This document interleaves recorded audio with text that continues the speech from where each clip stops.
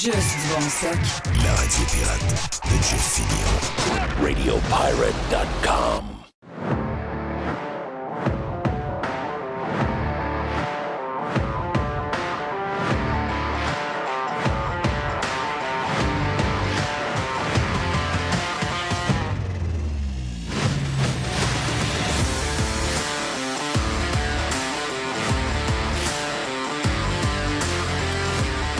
Toujours plus de taxes, toujours plus de taxes. Présentement, de la part, entre autres, des journalistes et les groupes de pression sur à peu près tous les sujets inimaginables. Il y a une taxe par jour qui est demandée. Là, on apprend aujourd'hui. Ben là, on va voir le début de la consigne sur un paquet d'affaires qu'on ne retournera pas pour encore laisser dans le bac à recyclage. Mais ça va nous coûter plus cher. Un 10 cents là, un 10 cents là, un 10 cents là, un 10 cents là, 1 piastre, 2 piastres, 3 piastres, 4 piastres. Why not? On est riches. Jamais été riche, même. Et on nous parle des tarifs d'électricité. Alors, combien de temps on va pouvoir encore augmenter les tarifs seulement à 3 % nous qui avons l'électricité la moins chère en Amérique? Bon, on est sécurisé par le PM qui a dit 3 % ça ne dépassera pas ça. Ben oui. C'est un gars qu'on peut truster, ça, sans problème. Oui. Sans problème. Mais je veux juste vous dire que quand vous comparez les tarifs d'électricité avec ailleurs, faites pas ça, là. Ça veut dire, les tarifs d'électricité, ici, premièrement, on a probablement, de toutes les places en Amérique, on est facilement dans le top 3 des endroits les plus froids en Amérique du Nord, OK? Donc, qu'est-ce qui coûte cher? Climatiser ou chauffer avec un élément? Même si on a un bon thermopompe, à un moment donné, il faut que l'élément embarque. Il fait moins 30, il fait moins 25. Donc, on n'a pas le choix, on doit chauffer. Et en plus que la neige hier, avec la grandeur du Québec, on est toujours au mois d'octobre, donc les événements climatiques, on aimerait que ça se produise plus vite qu'on nous le dise. Donc, c'est des mots jusqu'à maintenant, c'est du grand blabla. La réalité, c'est que la température est pas mal tout le temps pareil, année après année. Il pleut trop, c'est sec, etc. Mais la vérité, c'est que c'est pas mal la même météo année après année qu'on voit. Il n'y a pas de changement. La preuve, c'est qu'on a eu notre neige hier. Donc, ça veut dire que si vous êtes à la maison, vous avez chauffé au mal hier. Depuis quelques jours, vous chauffez. Il fait plus froid. Vous allez chauffer, je vais vous le dire, là, vous allez chauffer jusqu'à la fin avril. OK? Donc, prenons novembre. Donc, novembre, décembre, janvier, février, mars, avril. 1, 2, 3, 4, 5, 6. 6 mois, donc à peu près 180 jours. Mettez-vous donc 190 jours, 195 jours de chauffage. OK? Donc, l'histoire là, de on devrait augmenter l'Hydro-Québec pour que les gens prennent conscience. Vous nous avez amené dans un système où, du côté énergétique, on est uniquement dépendant de l'électricité. OK? Vous avez voulu ça? Et là, une fois qu'on est là, quoi? Il faut nous pénaliser pour nos choix. Donc, on n'a pas le choix, là. C'est pas vrai qu'on va rester dans une maison, il fait 17, 18 degrés. Premièrement, c'est pas bon pour la maison. Deuxièmement, on veut être confortable chez nous, on peut-tu? Mais non, bientôt, on ne pourra pas pas parce qu'on veut le voir ou pas vouloir, parce qu'on n'aura juste pas le moyen d'être chauffé comme on le veut. Parce que la gauche, les politiciens, les journalistes, ces gens-là veulent des augmentations de tarifs au nom de je ne sais pas trop quoi, le réchauffement climatique, tout ce que tu veux. Donc, on s'en va vers des hausses d'électricité, c'est clair. Mais dans les tableaux, ne comparez pas les endroits où le chauffage est au gaz. Comparez pas les endroits où la cuisinière est au gaz. S'il vous plaît, be fair. Regardez ça plus du côté du budget mensuel d'une famille moyenne. Ça coûte combien l'énergie pour une famille, mettons, québécoise, dans une maison de quoi? 1700, 1800, 2000 pieds carrés, tiens, avec le sous-sol. Combien ça coûte par mois pour l'électricité? Ça coûte-tu 339, 369? Trouvez-moi ça, là. Puis après ça, comparez avec les gens d'ailleurs. Vous allez voir que, en raison de notre climat, parce que oui, l'Alberta a eu très froid depuis quelques semaines, mais souvent, ils ont un redout pendant l'hiver. Donc, ils ont quelques mois où le Chinook peut souffler, ça va être un peu plus chaud, donc ils vont chauffer un peu moins. Mais je suis certain qu'avec un mélange de gaz naturel et d'électricité, oui, qui est plus cher que notre électricité à nous, mais ils l'utilisent beaucoup moins. Ils l'utilisent à peu près uniquement pour s'éclairer et probablement pour l'air climatisé l'été. Le reste, tout le chauffage, tout ce qui tire beaucoup, c'est probablement le gaz naturel qui est en fonction pour les réchauffer et faire cuire leur bouffe. Donc, c'est toute une différence. Donc, Faites la comparaison des budgets, puis vous nous direz qui est le moins cher, mais j'ai le feeling que en Amérique du Nord, on est ceux qui paient le plus cher par mois dans notre budget d'énergie en Amérique du Nord. Parlez-moi pas du kilowattheure. Je ne veux pas savoir le kilowattheure. Je veux savoir combien ça coûte pour une famille en Pennsylvanie qui demeure dans une maison de 1800, 2000 pieds carrés. Je veux savoir combien ça coûte à eux pour se chauffer, se climatiser, peu importe ce qu'ils prennent, courant, gaz, peu importe. Combien ça leur coûte de budget et comparé avec le Québec, j'ai l'impression que le Québec, on se fait dire qu'on ne paie pas cher. C'est vrai qu'on ne paie pas cher, mais vu qu'on utilise l'électricité pour tout et qu'on a des hivers rigoureux et qui finissent plus et que malheureusement le changement climatique n'arrive pas pour vrai, eh bien, si on augmente les tarifs d'électricité, vous allez étouffer le monde, là. Il n'y a plus de place. Il n'y a plus de place. En passant, on vous a parlé, vous savez que le premier ministre qui est dans marde, donc Trudeau, risquerait, pour le Parti libéral, risquerait pour la première fois depuis longtemps que le Parti libéral soit nettoyé du Canada, de l'Atlantique. L'Atlantique, donc. Oui. Nouvelle-Écosse, Terre-Neuve. Je pense qu'il y aurait juste l'île du Prince-Édouard, je ne sais pas trop, là. Mais si on regarde les sondages, il est possible que le Parti libéral... C'est surprenant, ça. Ça n'arrive pas souvent, là. Eux autres, ils votent libéral. Eux autres, ils votent en cave depuis toujours. Il faut vraiment qu'ils soient écœurés. Ah là. oui. Là, ils ont vu que ce parti-là ne les représente plus. Et en panique, le célibataire, Justin Trudeau, a décidé de ne pas augmenter la taxe de carbone pour les provinces de l'Atlantique. OK? Donc, Ça marche pas, ça. Et là... C'est-à-dire, il choisit juste une partie du Canada. Oui, mais t'as peu. Il y a des... Nous autres, il faut le dire, là, le Québec ne fait pas partie de ce plan-là. Nous, on a notre propre taxe du carbone. Et contrairement au fédéral, on ne reçoit aucun chèque. Les chèques sont donnés à des entreprises, sont donnés à des organismes. Donc, c'est de l'argent volé dans vos poches au nom d'une bebelle climatique qu'on n'a pas encore vraiment cerné. Ça va être quoi patente, là? Mais une chose est sûre, c'est qu'on a devancé tout et on a la conscience tranquille. On a une taxe du carbone qui fait que vous payez l'essence beaucoup plus cher et vous n'avez pas de chèque en retour. Les chèques sont donnés à de grandes entreprises milliardaires pour de faux projets green. Mais ce que je veux vous dire, c'est que le Canada au complet, eux autres, c'est le fédéral qui fait ça.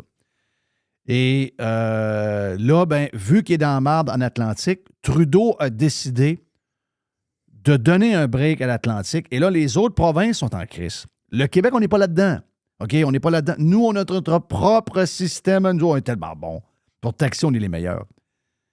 Et là, ben, t'as le premier ministre de la Saskatchewan qui, lui, dit... Attends un peu. Wow, minute, là.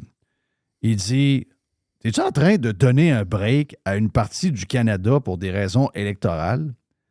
Et que moi, je pense que lui, c'est un conservateur. Et que nous autres, le monde en Saskatchewan, on n'aura pas rien. Et c'est exactement ce qui va se passer. Donc, le premier ministre de la Saskatchewan, M. Scott Moe, a dit, a fait carrément il a carrément fait une menace. Et ça, j'aime ça, hein? Parce que là, lui, il a du pouvoir. Il a du pouvoir de taxer et de ramasser la taxe du gouvernement. Et lui, ce qu'il dit, c'est qu'il ne va pas ramasser. Il ne retournera pas la taxe. Tant que tu n'auras pas un break à mon monde et que tu ne donneras pas le même break que tu veux donner aux provinces de l'Atlantique et que tu ne le donneras pas aux gens de la Saskatchewan, l'argent que je suis supposé te verser pour la taxe de carbone, tu ne l'auras pas. C'est extraordinaire, ça. J'adore. Je l'ai quelque part, tiens. On va l'écouter. Donc, c'est le premier ministre, tiens, je viens de le trouver, le premier ministre de la Saskatchewan. Last week, Prime Minister Trudeau announced a 3-year exemption on the carbon tax for home heating oil. This exemption is primarily for families in Atlantic Canada where heating oil is used in 40% of their homes. In making this announcement, the Prime Minister has effectively destroyed two of the myths that he has created about the carbon tax. First, is that the carbon tax is affordable because most Canadians receive more back in rebates than they pay in carbon tax. If that were true, why would he need to remove it as an affordability measure on home heating oil for families in Atlantic Canada? And the second myth. Ça, c'est exactement ça. C'est le premier mensonge que Trudeau a fait. Puis comme je vous le dis, là, le Québec n'est pas là-dedans. Là. Et nous autres, on était comme désavantagés là-dedans parce que quand Trudeau a annoncé ça, il a dit « Je vais vous faire une taxe de carbone. » Je ne sais pas trop pourquoi, c'est quoi l'histoire. Je vais ramasser de l'argent sur le gaz, sur l'huile, puis patente de même, puis je vais vous faire un chèque après. Ouais, mais Chris, mais pas de taxe, ça va être bien moins compliqué. C'était dur à suivre. On savait bien que c'était pas vrai. Donc, la preuve, c'est ce que le premier ministre de la Saskatchewan dit. Il dit, quand il nous a dit que ce qu'on allait payer de plus en taxes allait nous être remboursé par un chèque, on comprend que c'est pas vrai. Parce que sinon, pourquoi il enlèverait ce qu'il est en train de faire du côté de l'Atlantique si c'était vrai? Donc, c'est encore une fois une crosse. On est mené par des méga crosseurs. Myth is this, that it's a tax that's being applied fairly in all parts of the country based on a set rate per ton of greenhouse gas emissions. Home heating oil is used primarily in one part of the country, and it has higher greenhouse gas emissions than other heat sources, like natural gas, that is used in most Saskatchewan homes. So the Prime Minister chose to make life more affordable for families in one part of the country while leaving Saskatchewan families out in the cold. How is that fair to families here in our province, where affordability is also an issue, where winters are cold, and where most of us use natural gas to stay warm? And now, a federal minister has said if people out west want a carbon tax exemption, we should elect more Liberals. This is no way to run a country. As Premier, I cannot accept the federal government giving an affordability break to people in... J'aimerais beaucoup qu'on ait un premier ministre qui fasse ce genre de menace. Comme je vous le dis, dans ce dossier-là, on n'est pas impliqué dedans parce que nous autres, on se fait fourrer autrement. Nous autres, c'est encore plus clair qu'on se fait fourrer. On se fait fourrer sur l'essence qu'on achète et ils repassent les surplus à des organismes green ou encore des compagnies qui font semblant. C'est une méga crosse. De voir au moins qu'il y a des gens quelque part ailleurs dans le pays qui sont encore capables de se lever debout et de dénoncer comment on se fait crosser. Garde, thumbs up pour le premier ministre de la Saskatchewan, puis salutations aux gens de la Saskatchewan, vous êtes chanceux de l'avoir. Donc ça, il y a plein de choses du genre. D'ailleurs, la carbone tax, juste vous dire on vous avait dit que cette taxe-là était une taxe qui avait très peu de... Et je me rappelle très bien d'avoir entendu une entrevue de Justin Trudeau qui faisait son baveux avec quelqu'un qui le questionnait sur la taxe carbone, sur les prix à la consommation et sur l'inflation. Donc, ce qu'on a su, c'est que la Banque du Canada, et la Banque du Canada appuyait Trudeau là-dedans, disait non, la taxe carbone sur l'inflation que les Canadiens paient, c'est rien. C'est à peu près 0,15 %. Donc, en bas, de loin, en bas de 1 %. Donc, c'est facilement un sixième, un septième de 1 %. Donc, c'est à peu près rien sur l'inflation.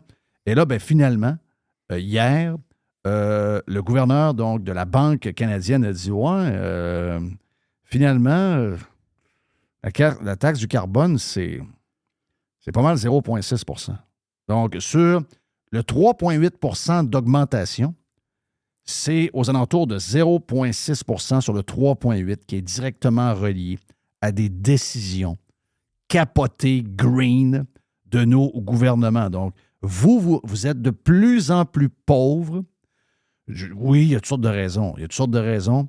D'ailleurs, je sais que j'ai vu que des gens étaient comme un peu mêlés là, pour savoir comment ça marche l'inflation en disant « de voir Poilievre qui dit que l'inflation, c'est directement relié à Justin Trudeau, c'est ne pas comprendre l'économie. » J'ai comme l'impression que d'avoir imprimé 350 milliards en quelques mois pour la COVID, mon feeling, c'est pas mal là que ça a parti. Mais tout ça pour vous dire que maintenant, on se rend compte que l'inflation est en train de crisser tout le monde à terre, qu'on ne sait pas comment on va se relever de ça. Et on est en train d'essayer de trouver des patchs et de trouver des plasters pour essayer de donner un break aux gens. Mais je me demande carrément par où on va commencer. Mais une chose est sûre, une des premières affaires qu'on pourrait faire, c'est, en ce moment, là, tout le monde prendre un break et arrêter de n'inventer. D'abord, les journalistes sont les pires. Les journalistes demandent une augmentation des frais de courant. Ils veulent avoir plus de taxes sur l'essence pour le transport en commun. Ils veulent avoir plus d'essence pour... pas plus d'essence, mais plus de taxes pour les immatriculations pour mettre sur les trains et toutes ces affaires-là. à un moment donné, je pense qu'on est dû pour une genre de trêve. Un genre de... Pendant qu'on va réfléchir à comment on va remettre le char sur la traque pour être certain que les gens sont capables d'aller chercher de la bouffe à l'épicerie. Première chose qu'on fait, pendant 18 mois, il y a une pause, OK? Une pause. Tout le monde doit arrêter. Ça inclut les villes. Donc, les villes, là, il y a une augmentation qui est prévue là, pour janvier. Là. Il y a des villes qui vont avoir des augmentations de taxes de 15,9 %. On a vu ça à Anjou, entre autres, Jerry. 15,9 %.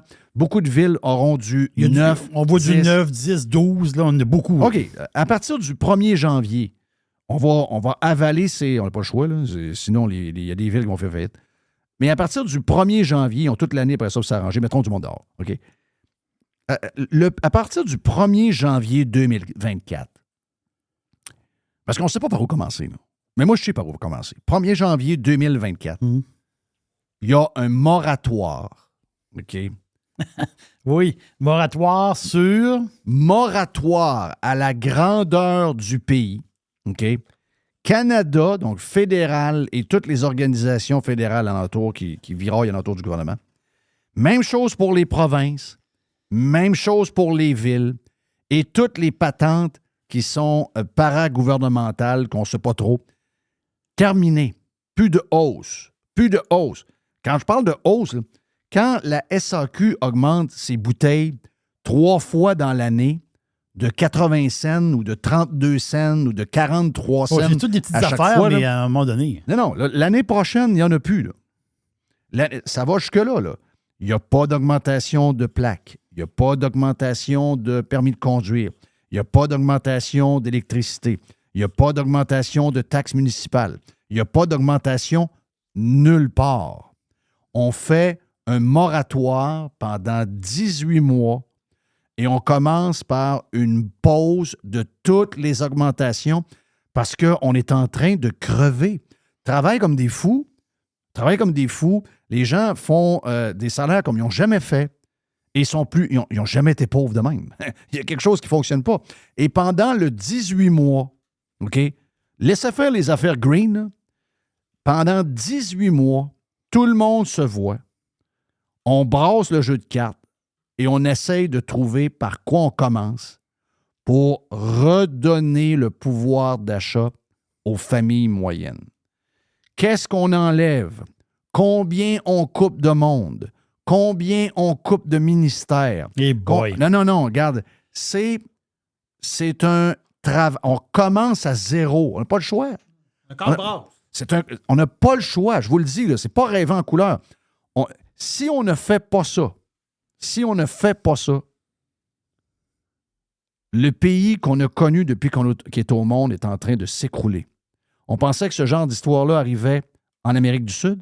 Mm-hmm. On pensait que ça arrivait au des Venezuela. Pays bizarres, c'est sûr. On pensait que ça arrivait en Argentine, qui n'ont pas toujours été des pays bizarres, pour ça. Non, l'Argentine, mais non. OK, ça n'a pas été toujours des pays bizarres. C'était des pays qui l'ont échappé. Trop de socialisme, donc trop de taxes, trop de règles, trop de ci, trop de ça. À un moment donné, tout le monde devient étouffé et il n'y a plus rien qui bouge. Vous avez été avisé, OK? Je fais de la radio depuis 1984. Je fais du talk radio depuis 1996. Et je peux vous dire une affaire. Je ne suis pas le seul, là, mais je fais partie de ceux qui étaient en premier en avant dans la parade. Là. On vous a avisé over and over que le chemin que vous empruntiez, au moment où vous preniez vos décisions, il n'y a rien de ça pareil. Mais une fois accumulé une par-dessus l'autre, le chemin vers lequel vous nous menez, la destination vers laquelle vous nous amenez, c'est le chaos et la faillite. OK? Et à un moment donné, on pensait que ça allait être les gouvernements qui allaient faire faillite. On pensait que c'est les villes qui allaient faire faillite. Ils nous ont entendus, ils nous ont écoutés. Ces gens-là, même s'ils sont endettés par-dessus, eux autres, ils ne sont pas sur le bord de faire faillite parce qu'eux autres, à chaque fois qu'ils ont des problèmes, on l'a vu avec les autobus. À chaque fois qu'ils ont des problèmes, ils se tournent. Alors, les autres, ils ne regardent pas comment ils gèrent, ils ne regardent pas les décisions qu'ils ont prises, ils ne regardent pas qu'il faut qu'ils fassent du ménage dans leur place. Non, ils ont toujours une solution qui est très facile. On va taxer telle affaire.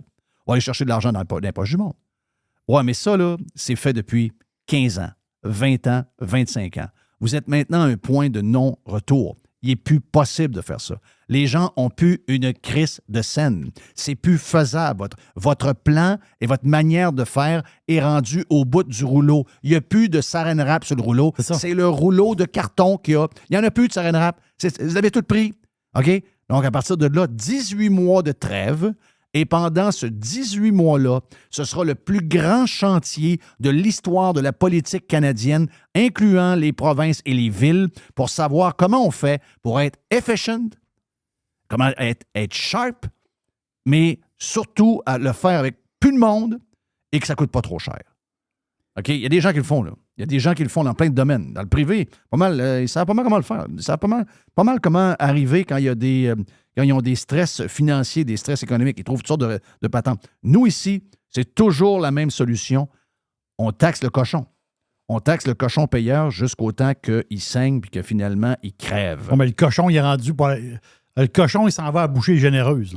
Là. Non, le cochon... On s'entend-tu, le cochon? À un moment donné, le cochon, lui, il a 150 pièces pour faire son marché.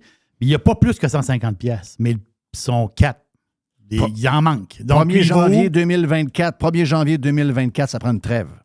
Ça prend une trêve parce que s'il continue, à chaque jour, ça parle de taxes supplémentaires.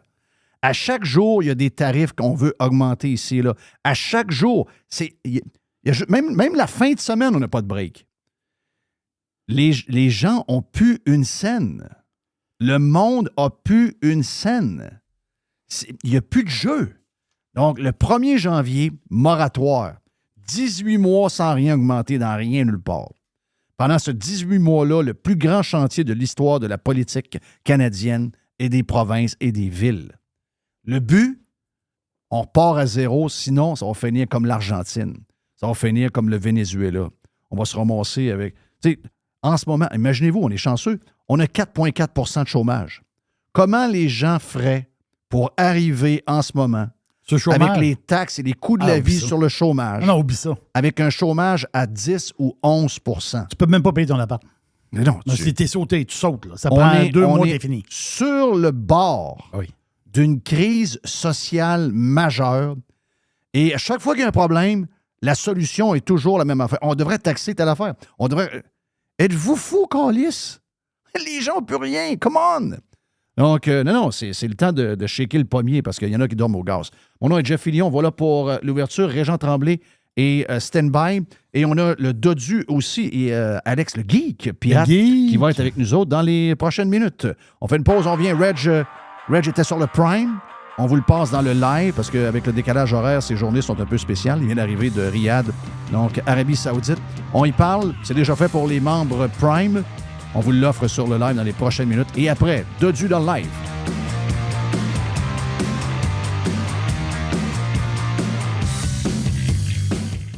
Faites partie de l'invasion. jeffillion.com. Évasion. Révolution. Domination. Radio Pirate. Spread the word. Régent Tremblay avec son changement de décalage, le décalage horaire en fait, changement de fuseau horaire. On est dans le Prime et on est dans le live un peu plus tard également en même temps. Donc, Régent Tremblay est avec nous autres. La chronique de Régent Tremblay vous est présentée par les sauces Fire Barnes. Fire Barnes. Fais-toi plaisir, mets-en partout. Reg, le retour est pas si mal ou bien avec tout ce que tu as vécu là-bas? Parce que j'ai vu que dans l'avion, tu as pris beaucoup d'eau, tu as compris, là? J'ai vu dans les photos sur ton Facebook. Donc, tu as pris plus d'eau. Mais, tu sais, tu as pogné une infection, puis en plus, tu as été déshydraté. M'a dire de quoi? Tu peux bien souffrir le martyre pendant plus que 3 jours. Oui, mais en fait, on dit que l'infection, c'est à cause de la déshydratation. C'est ça, exact. C'est les deux ensemble. Oui, des vieux microbes dans la vessie, là, normalement, à 79 ans, tu en as tout le temps. Mais si tu assèches le tout, mon ami, ça fait un bouillon de culture, ça fait une soupe wonton solide. Oui, tu l'as dit la semaine passée, faut boire. Plus on vieillit, plus il faut boire d'eau. Oui, monsieur. Le problème, évidemment, c'est, à un moment donné, l'hôtesse de l'air dans l'avion, c'est un vol de 13h40 quand même de Dubaï. La 14e fois qu'elle m'a vu passer pour aller aux toilettes, elle se posait des moyennes questions. Je dis, y avait-tu de quoi te cacher là-dedans? Ouais. Mais tu sais, tu dors 1 heure, tu bois une bouteille, donc tu te réveilles pour aller pisser. Là, tu viens te rasseoir, tu as une autre bouteille. Tu t'endors, après 1 heure, tu te lèves pour ton changement de bouteille. Mais, Hey, ça m'a raconte-moi permis un peu de l'histoire, OK? Une fois qu'on s'est parlé la Mais semaine passée. pose des questions que je puisse m'enligner. OK, parfait. Je veux que tu me racontes la journée même. Bon, on a vu la pesée, on a vu un paquet d'affaires. Tu nous as mis sur ton Facebook, tu nous as mis des images. Mais je veux que tu me parles de la journée de samedi. Comment Simon était, raconte-moi un peu le mood, parce que c'était quand même gros pour lui, puis par après, il y a eu le gros combat aussi, où ce que ça a fait jaser pas mal, là, surtout la décision. Là.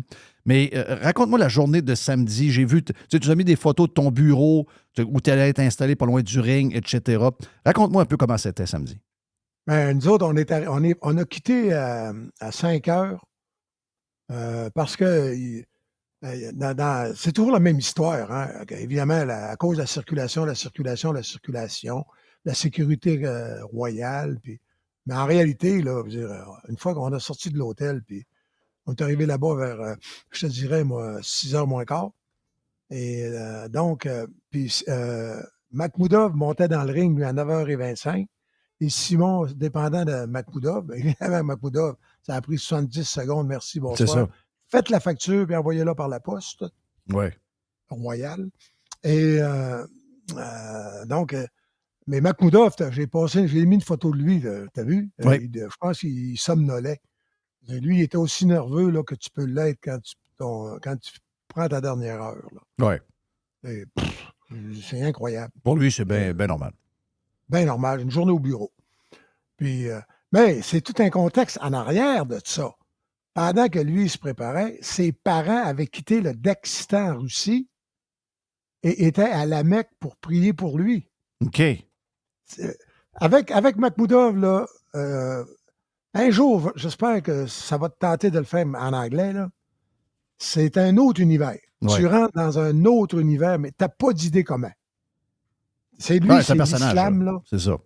C'est vraiment, là, je veux dire, le rôle de l'ange Gabriel, là, parce qu'ils ont les mêmes anges que les catholiques, là. Nous autres, les catholiques, est-ce qu'on s'en contre... Ce qu'on aime de l'ange Gabriel, c'est le mont Gabriel, ici, pour faire du ski. C'est ça. Puis il y avait le Gabriel, le restaurant dans le Vieux-Montréal. Mm-hmm. Mais sinon, la religion, on a mis ça bien loin. Mais donc, fait que là, mais tu sais, j'ai vu arriver Simon. Simon, moi, j'étais, mettons, à l'est, Simon était à l'ouest. Tu comprends ce que je veux dire? À peu près, mettons, à 100 mètres l'un de l'autre. OK. Fait que là, je me suis tenu dans le vestiaire de Makhmoudov parce qu'il passait en premier. Puis c'est drôle, hein? J'avais pas le goût d'aller déranger Simon. Je comprends très bien. Et parce que le travail qu'ils ont fait en amont, là, pour arriver à le destiffer. Et puis là, bon, Makhmoudov est monté. Ça a pris 3 claques sur le museau. Merci, bonsoir. Puis là, lui, il a su le sens du show. Il est en Arabie Saoudite. Il se met à faire des poèmes et des prières en arabe, parce qu'il les connaît tout par cœur. Ben oui. Au micro, le monde des estrades capote. Puis le ministre, il dit on t'attend pour le prochain gala. Lui, là. Il est quasiment rendu une vedette là-bas. Là. Ah non, il est une vedette. Il est une vedette, dans le sens qu'il a réussi. Outre le fait qu'il était boxeur, il y a un lien entre le monde là-bas et lui. Ils ont compris ça. Oui, parce que lui, il a appris à lire le Coran en arabe, dans l'arabe, dans le texte. OK. Alors, c'est un spécial, là. Moi, je veux dire, j'en ai appris plus sur l'islam avec lui en 2 heures à Francfort que pendant toutes mes études puis toutes mes lectures. Parce que c'est la vision de... C'est la vision d'un croyant, là, ardent. Ouais. Tu sais, quand Dan Bouchard nous parlait de Jésus, mm-hmm. Bon, t'étais pas là, t'étais trop jeune, là. Mais Dan Bouchard... Non, mais j'étais pas là parce que j'étais pas là, mais je me rappelais comment il était. Ah oui. Puis tu l'as bien personnifié dans l'ancien compte en plus. Là. Oui, Curé Couture. Oui. C'est exactement ça. Bon, donc, fait que là, Simon est arrivé. Et tout ce qu'il a fait là, depuis 4 mois, 5 mois, tout ce qu'ils ont travaillé, il a fait de l'hypnose. Il a fait, t'as pas d'idée, avec son médecin, le docteur Lamirande, là, qui nous écoute d'ailleurs, puis qu'on lui a fait promettre qu'à un moment donné, qu'il irait te rencontrer en studio. Oui, avec plaisir. Il a dit qu'il ne parlerait pas, là, mais une fois qu'il va être assis, Mais il va parler. Il va parler. Et donc, tu sais, tout ce qui était fait, là, arriver à ce que Simon soit Simon, là, un athlète puissant, avec le jab, ils ont pratiqué des mois que le jab de Joseph Parker, que tout de suite après, au moment où il lance son jab, que lui, Simon, la droite par-dessus l'épaule, là, Oui. hein, Ce que tu expliqué la semaine passée, là. Parce que lui, il n'est pas capable de. C'est un bout qui n'est pas naturel. Mais ça n'a jamais sorti. Je pense qu'il a fait un bon premier round. Moi, je l'ai mis nul. Deuxième round à Parker.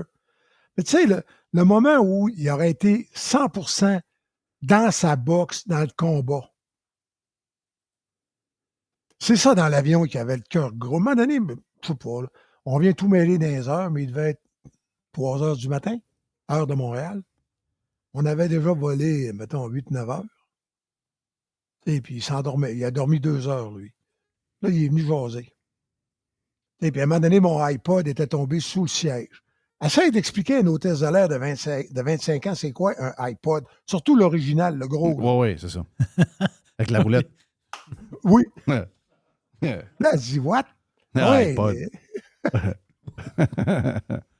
Incroyable. Mais comment il était?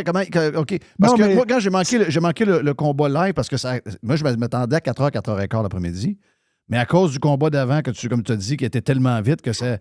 Donc là, je suis dehors. À un moment donné, mon téléphone vibre, c'est les gars sur le channel de Messenger. Ils disent Simon vient de perdre KO, troisième round. Hein? Ça, je le regarde là, ça marche pas. Donc là, je l'ai vu en différé. Moi, je ne suis pas un connaisseur comme toi. Là, non, mais là, tu senti stiff. Ben, comme Mr. White me dit aussi cette semaine, tu me l'as dit, puis Jerry, je pense que tu l'as vu aussi, il n'a pas été déclassé pantoute. Là. Non, il s'est battu. Là. C'est bien battu. Là. Il n'y a pas à avoir honte de ça. Là. Il y a eu un uppercut de droite. Il n'y a pas à avoir honte de ce que j'ai vu, mais comment il se sentait après? Parce qu'il a l'âge qu'il a, les opportunités, on sait comment ça marche dans la boxe. Est-ce que pour lui, c'est... OK. C'est quoi que tu vois, là? C'est quoi que tu vois pour lui? 3 étapes. Samedi, après le combat. Tu sais, Jeff, t'as combien d'années de métier, toi, là? J'ai commencé en 84. Ça va faire 30 ans. 30 ans que tu fais ça, là? Ouais. 39 ans? C'est ça, ça fait 40 ans. Tabarnache. Ça fait 40 ans. Yark. Ah oui. Je partais pour dire 30, c'est 40. C'est ça. Ça fait 40. Voyons, Reg, je ne vois pas une affaire de même. Ah oui, mais Reg, ça fait 53. Oui, je sais. Puis j'ai commencé à 30 ans, à 26 ans, 27. J'enseignais avec ton père, j'étais occupé ailleurs. Oui, c'est ça. Donc, tu sais, des Christophe de moments qui viennent te chercher le cœur, j'en ai connu. Là, on est dans un chapiteau, c'est tellement immense qu'on pourrait être en plein air. Tu comprends-tu? Oui. Et là, donc, on sort du ring. Là, ça tourne à droite. Puis là, il y a un sofa dans le bout de l'allée. Et sa loge est encore barrée. Fait que là, il trouve quelqu'un pour aller débarrer sa loge. Mm-hmm. Il s'assoit dans le sofa. Puis moi, là, écoute-moi bien, là, avec les 4 jours sans manger, les sofas, je les cherche, moi, ici. Ben oui. Là, je suis assis à côté de lui. T'as pas besoin de 3 rondes de boxe avec un knockout pour avoir le sofa, là. Tu n'as eu un knockout. Ouais. Le gars-là, il est assis là. Puis il dit, je suis tellement déçu. Ouais. Je suis tellement déçu. J'aurais été capable de l'avoir. Je suis tellement déçu. Je n'ai pas été capable d'être à mon mieux. Je suis tellement déçu. Et là, Bah, pauvre Simon, arrête. Il a sa serviette. Il monte sa serviette à mi-chemin. Il se penche le visage. Là, ça se met à sortir, là.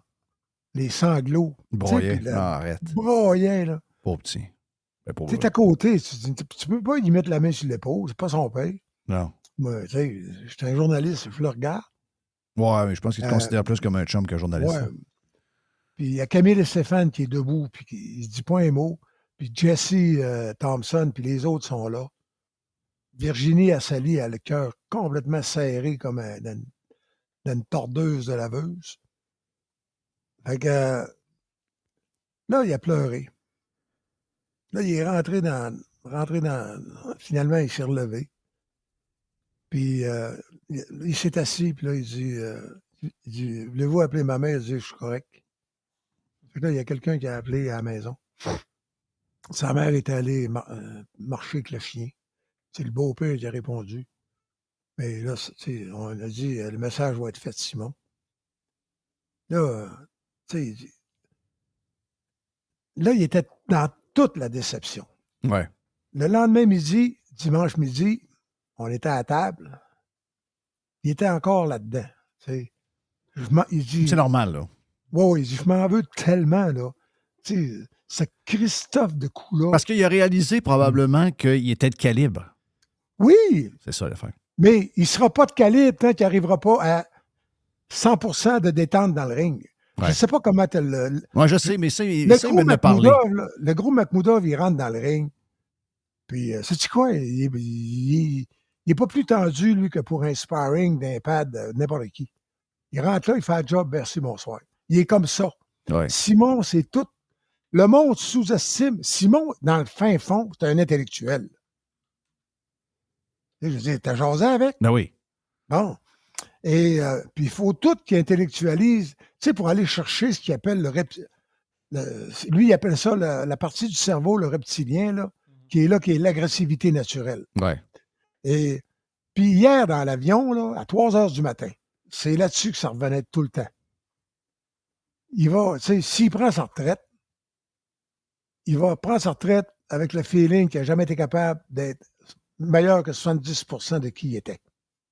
Ouais, je comprends. Tu sais, son plein potentiel, je n'ai jamais dépassé. Il dit, contre Parker, je n'ai jamais dépassé 70%. Mais il y a quelque chose qui me retient. Je suis là, puis je suis tellement tendu, puis tellement anxieux, puis tellement stressé. Puis, tu sais, je sais pas, il y a quelque chose qui me bloque. Des petits détails qui font la différence entre ça et être grandiose. C'est souvent ça, hein? Mais c'est pas souvent. T'en rappelles-tu des boys? La dureté du mental. La dureté du mental. Ben oui, Ouais. c'est ça. La différence entre un Tiger Woods et le centième joueur au monde. Centième joueur au monde, il est pas mal pareil que Tiger Woods. Le reste, c'est comment il deal avec les émotions sur le terrain. Comment. Le dimanche après-midi. Exact. Il y a plein de monde, que là, il sait qu'il peut gagner, etc. Il y a l'opportunité. Ben, c'est ça. Tu sais, je veux dire. C'est toutes ces étapes-là. Là. Le pote de 6 pieds qui reste, là, il y a juste le pote au monde. Oui. La balle, le trou. Ah oui. Tu sais, il y a le concours qu'ils font souvent les golfeurs, c'est voici pour une pièce, pote de 6 pieds. Le gars, il cale le pote 5 fois sur 5. OK, à cette heure, si tu l'as, 100 pièces. Il le met dedans. À cette heure, c'est 1000. 2 pouces à droite. Ben, c'est des petits détails. Encore, regarde, on lui souhaite, souhaite le. Tu m'as dit avant que Mais c'est lui qui. Ce qui est important, c'est que lui, Simon, décide. Parce que s'il veut faire là, 3 bourses de 100 000, là, Alexis Barrière l'attend. OK. Donc, il peut continuer encore. Non. Je te dis, s'il veut faire 3 fois 100 000, puis faire la boxe, ce qu'il veut de la vie, ce qui va lui manquer. Simon, là, d'après moi, il est mûr pour prendre sa retraite. Sais-tu ce qu'il va lui? Il va lui manquer, puis ce qui n'est pas prêt à lâcher. C'est entre 2 combats, quand il y a 2 mois tranquille, il prend son pick-up, dans la boîte, il met un matelas, puis il descend à Vegas. Ouais. Puis il va dans le Nouveau-Mexique. Puis il s'en va à Nashville. Puis il fait un détour en Floride, puis il rentre à Trois-Rivières. Oui, c'est ça. Il y a comme une genre de liberté qui va avec ça, avec le. Ouais. Parce que tu as comme un break de temps en temps. Le jour où il est sa construction, il va travailler comme les autres. Il va avoir 3 semaines de vacances. C'est ça. C'est une moyenne différence dans la vie, ça. Ben oui. En tout cas. Mais sais-tu quoi? C'est une maudite belle personne.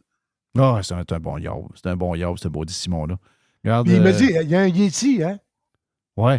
Je sais pas si c'est toi qui l'as envoyé, là, mais il Il dit, j'ai le même micro que toi, Régent. Ben oui, il dit, il est-tu? Il dit oui. Mais il est prêt, là. Il a hâte de. Il a hâte de. Encore, regarde, on devrait jaser, à un moment donné, on va laisser la poussière tomber. Mais quand Simon va être prêt, il va nous jaser, c'est sûr. Tu me dis avant de rentrer tu me dis là-bas, là, t'es allé à Riyad, t'es allé après ça à Dubaï, à l'aéroport, t'es débarqué à Montréal, t'as dit sacrément, c'est quoi le shithole dans lequel on est avec l'aéroport Pierre-Éliott Trudeau, puis etc. Donc, j'ai vu plein d'affaires dans le monde, j'ai vu plein de pays, j'ai vu plein de cultures, j'ai vu plein d'activités économiques, j'ai vu. Mais ce que tu as vu là, ça t'a marqué bien raide, autant l'Arabie Saoudite que, mettons, un petit bout à Dubaï puis t'en aller après ça à Montréal? Tu sais, je suis allé 4 fois en Afrique, puis je suis revenu changer. L'Afrique, là, tu deviens amoureux de l'Afrique. Tu comprends ce que je veux dire? Moi, Christian Billy, là, sa mère, là, qui vient du Cameroun, qu'on a amené à l'entourage, puis ben, pas moi, Lady Ju. Oui. Mais, tu sais, j'ai acquis un respect. C'est la madame qui est profond avocate, ça? Non, elle est. Je sais pas, elle a un travail de fonctionnaire à Paris. OK. Mais elle a, tu sais, elle s'est enfuie du Cameroun avec. Je dis enfuie. Elle est tombée en amour avec le père adoptif de Christian, puis elle l'a suivi à Paris. OK. Puis c'est les tantes, c'est ses sœurs qui ont élevé Christian pendant 4 ans pendant ce temps-là. Mais, puis je suis allé évidemment à l'Asie, pas mal tout fait, là. Mais j'avais jamais mis les pieds dans le Moyen-Orient. Et là, je suis revenu. J'ai des gens qui m'ont écrit, là, M. Jasmin Duval, qui est quelqu'un que je lis des fois dans les commentaires, tu sais, c'est un monsieur qui réfléchit, puis... Mais lui, il me dit, pourquoi vendre son âme puis aller là? Bon. Ben, j'ai un gars dans ton groupe aussi, Claude Roy. Oui, M. Roy. Il m'a écrit 2 fois, là. Voyons, Jeff.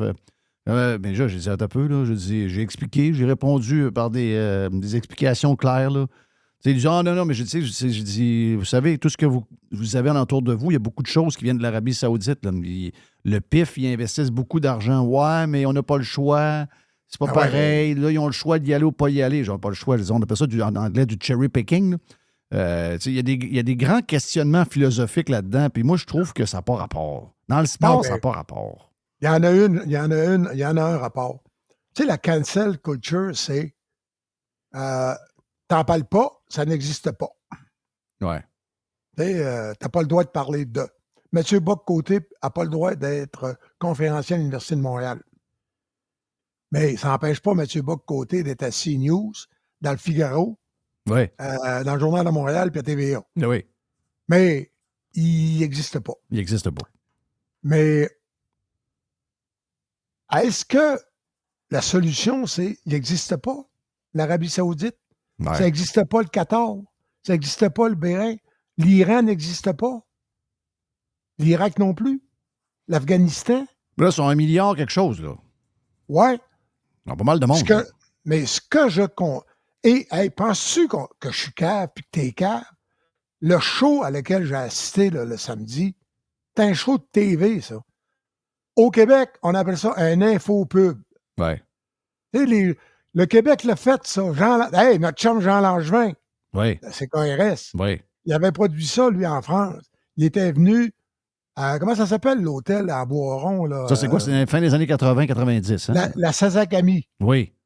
Il était venu tourner avec Johnny Hallyday, puis, je sais pas, Adamos, des grosses stars. Donc, l'Arabie Saoudite fait ça pour vendre leur place, là. Ils utilisent les événements, ben oui. Ben oui, mais hey, pourquoi ils ont acheté le golf? Oui. Et puis, pourquoi ils ont Ronaldo? T'sais, leur ligue marcherait sans Ronaldo. Pourquoi ils sont avec Aston Martin en F1? Pourquoi ils ont mis une course de F1 là? Le Cirque du Soleil donne des spectacles à Riyad. Ben oui, parce que ce qu'ils veulent, c'est montrer que nous ne sommes pas des barbares. Oui.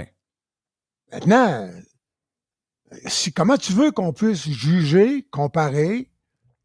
Moi, là, je suis revenu, tu sais, je veux dire, penses-tu que je connaissais dans les livres que c'était une très grande civilisation, que c'est une langue poétique sans pareil, l'arabe? Il y a 1000 façons de dire en arabe comment est-ce qu'une fille, une femme a des beaux pieds. Le problème, c'est que tu ne les vois pas dans la rue.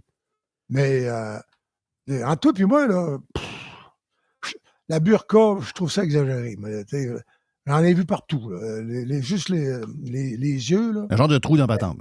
Ah ouais. J'ai vu beaucoup de C'est quoi, à hijabs peu près aussi. 20-25% des femmes? Moi, je dirais 15-20. OK.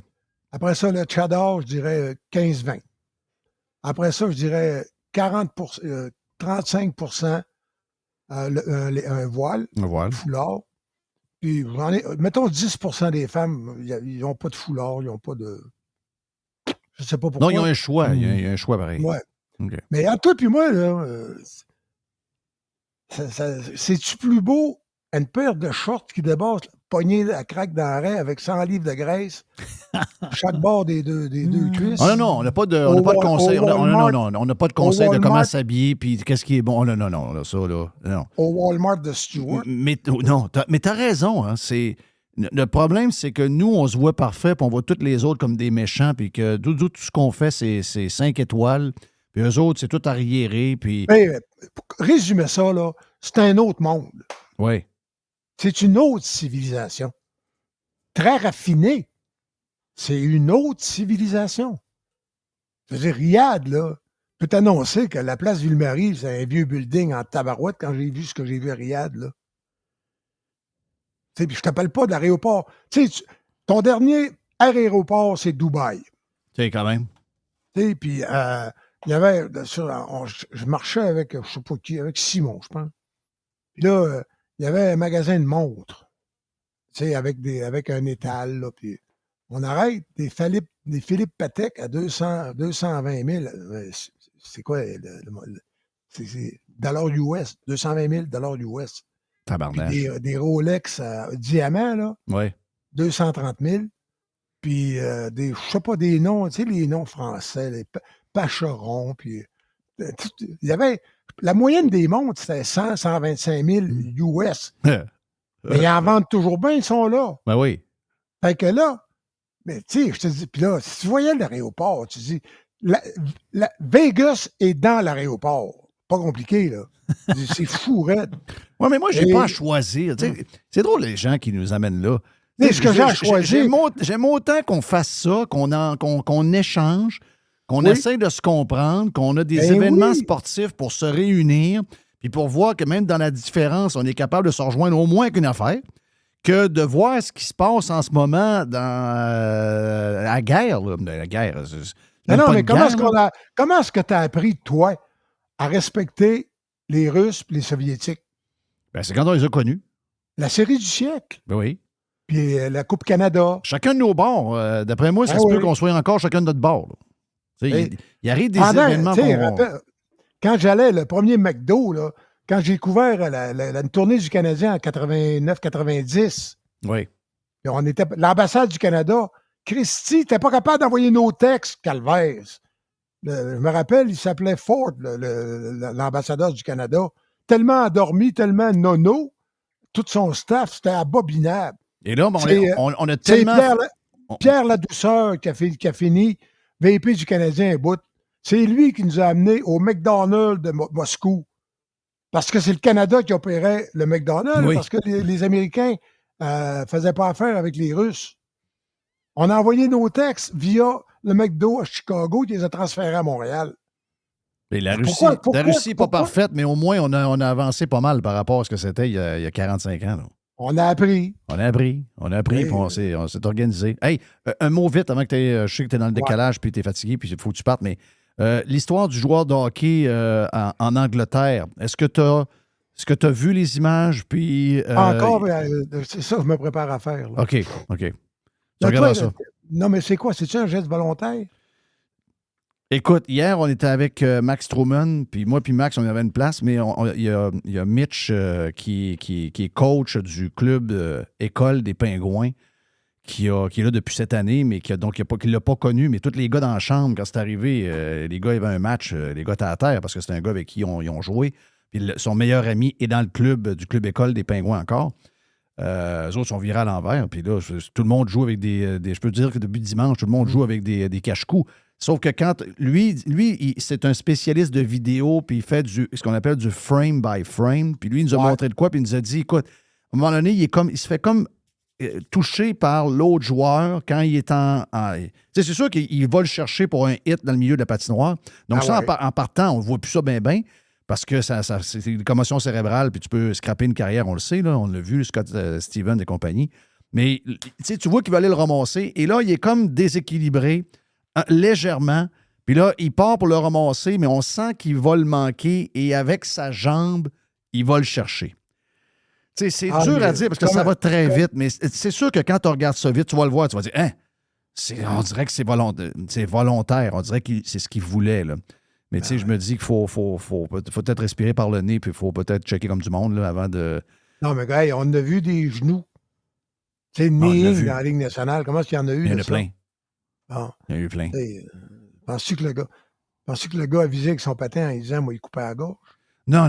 C'est clair que c'est clair qu'il ne voulait pas le tuer. Là. Ça veut dire. C'est un accident, ça. C'est un accident. Je ne l'ai pas vu, là, donc m'attendre. Là, mais... Écoute, quand on le voit, moi j'ai réagi, j'ai dit sacrément, c'était un meurtre, ça. Je veux dire, le gars, il a vraiment. Là, par après, quand tu regardes, puis il y a moins de. T'enlèves les émotions, puis tu regardes froidement. C'est une game de hockey qui va vite, puis comme j'ai dit avec. C'est Mitch, hein, son nom? Mitch Giguère. Mitch Giguère. Puis Mitch, je dis à Mitch, c'est surprenant que ce genre d'histoire-là arrive pas plus souvent. Lui, il est coach, il a coaché dans la KHL, il est partout, là. Il dit, Jeff, je suis à la même place que toi, là. Il dit, c'est surprenant que ce genre d'incident-là, avec le poids des patins aujourd'hui, comment les joueurs sont agiles, la vitesse de la game, comment c'est surprenant que ce genre d'incident. Il n'y a pas plus d'accidents que ça. Oui, très surprenant qu'il n'y en ait pas plus. C'est drôle, hein? J'ai écrit une télésérie, Tiggy Lambert allait chercher un gars du Canadien dans le coin. Puis au procès, il faisait ça du frame par frame. Est-ce qu'il regardait l'intention dans les yeux? Ben oui, tu l'as fait, hein? Capoté. Tu regarderas ça, puis on en parlera la semaine prochaine. OK. Ben, pas de coucher, Reg. Non. Je me prépare parce que j'ai une télésérie à écrire. Fait qu'il faut qu'il m'injecte la main parce que j'ai un tunnel carpien. Il faut qu'il m'injecte l'épaule pour pouvoir écrire avec la main gauche. Fait que c'est comme un vieux cheval que tu amènes pour la dernière course. C'est pas drôle. Alors, t'es capable d'en coucher plusieurs. Salut, Reg. Salut, bye. Reg est avec nous autres sur Radio Pirate Prime et sur Radio Pirate Live.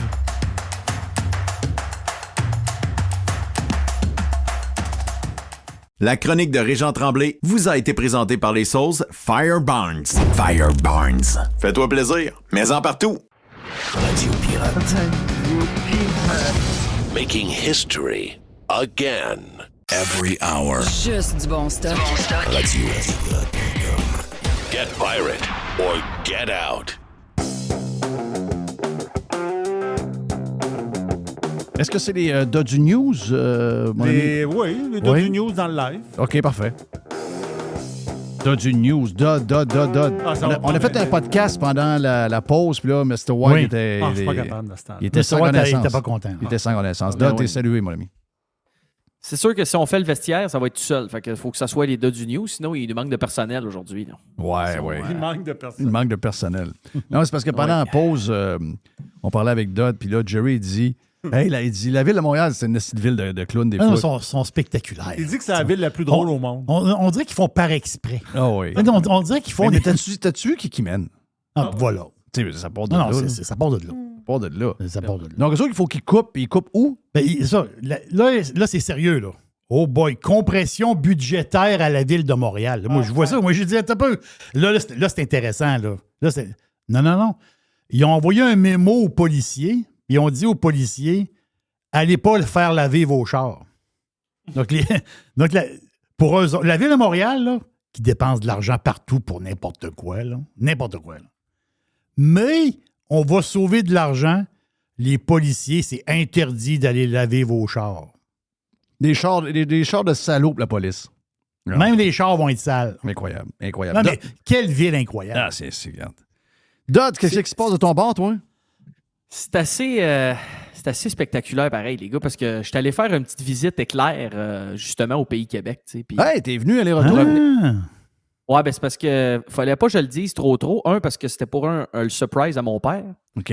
Puis deux, parce que j'y allais 48 heures, fait que j'aurais pas eu le temps de voir personne. Puis c'est ça qui est arrivé. Puis je me suis couru comme un innocent juste pour aller voir famille ici, famille ça. Tu sais, deux familles avec madame, 2 familles divorcées, ça fait beaucoup de monde. Ça fait 4 familles. Fait que, ouais, c'est ça. Fait que j'ai fait un genre de visite éclair de 48 heures, puis tu sais, là, dans les petits détails niaiseux, là, c'est là que tu le vois tout le temps, les patentes, quand c'est tout croche. Là. Quand tu arrives là, à Montréal, à l'aéroport, là, les petits gars avec les bâtons rouges là, qui sont supposés placer l'avion, là, eux autres, là, je ne sais pas s'ils textaient, ils étaient sur OnlyFans ou sur TikTok avant que l'avion arrive. Là. Mais quand tu arrives dans un aéroport qui se tient, qui a de l'allure, là, les petits gars sont en position avec le bâton rouge, là, puis là, ils disent l'avion, ah ouais, viens ici. Ben, quand tu arrives à Montréal, là, les gars sont à côté sur le genre de mur, puis là, ils se dépêchent, ils viennent à la course en disant câlisse, l'avion est là. Je ne suis pas arrivé d'avance. Je suis arrivé à l'heure prévue, là, mais c'est d'un peu. Puis là, tu marches dans un corridor, puis là, il y a un papier de bord en à terre, puis là, il y a ci, puis là, il y a ça. Crotté à grandeur. Ben, écoute, crotté à grandeur. Les gars des popsicles, moi, je les ai vus lécher. Là. Hein? Ben oui. Ah oui. C'est à Montréal, là. C'est à Montréal, l'aéroport de Montréal. Là. Les gars, ils lichent le bâton, là. Mais non, c'est une gang de caves, là. C'est-à-dire, c'est le douanier. maudit. Excuse-moi. Hein? Je pensais que tu faisais une imitation de Boileau. Je bois de l'eau. Les gars, il est en train de diriger l'avion, oui. Il prend une nichette. Il pense que c'était pas C'était pas psycho. Je viens de la poignée. Ben oui. Ouais. Mais là, à ce temps-ci de l'année, ça devient salé un peu. Hein? Ça doit être pas si pire. Ouais. Alors, ça marche mais pas, là. Puis tu sais, t'arrives aux douanes, puis là, ben, il y a plein d'avions qui arrivent en même temps, puis ils ont pas mis assez de monde. Fait que là, le douanier, moi, je suis arrivé, Jeff, là, c'est la première fois de ma vie que ça fait ça. Pourtant, j'ai quand même voyagé un petit peu, là. Puis il fait juste, je m'en allais lui donner mon passeport avec le petit coupon, puis là, je pense qu'il a vu Canada. Il a dit « Bonne journée ». Fait que là, c'était un feu roulant. Tu sais, le mime de l'agent de sécurité qui passe ses mains chaque bord du monde puis qui laisse entrer le monde, Oui. là, c'était ça aux douanes. ça passait, ça rentrait.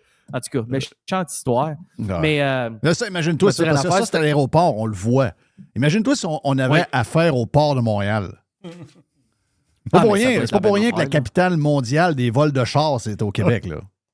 Non, imagine, c'est parce qu'on ne va pas par là. Mais imagine-toi, si c'est le bordel à l'aéroport de Montréal, imagine-toi ce que c'est dans le port à Montréal. Ça doit être incroyable. Ça doit être incroyable. Hey, les boys, il reste de la place pour 3 Tao. Va en chercher. Appelle ton contact.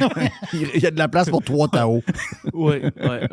Bel job, ça, débardeur, par exemple. Ils sont bien payés. C'est bien payés officiellement, puis des petites enveloppes de temps en temps, d'après moi. Mais ce que j'ai lu, c'est que il y a des débats. Je sais pas trop, il y a comme un système à l'interne où ce que les enfants des débardeurs vont avoir des jobs. Oui, c'est protégé. Mais non, c'est. Ah oui? Oui, les enfants. Le petit est en train d'aller dans le marché, là. Lui, il est sûr de travailler au port de Montréal. Ben oui. Non, c'est une patente.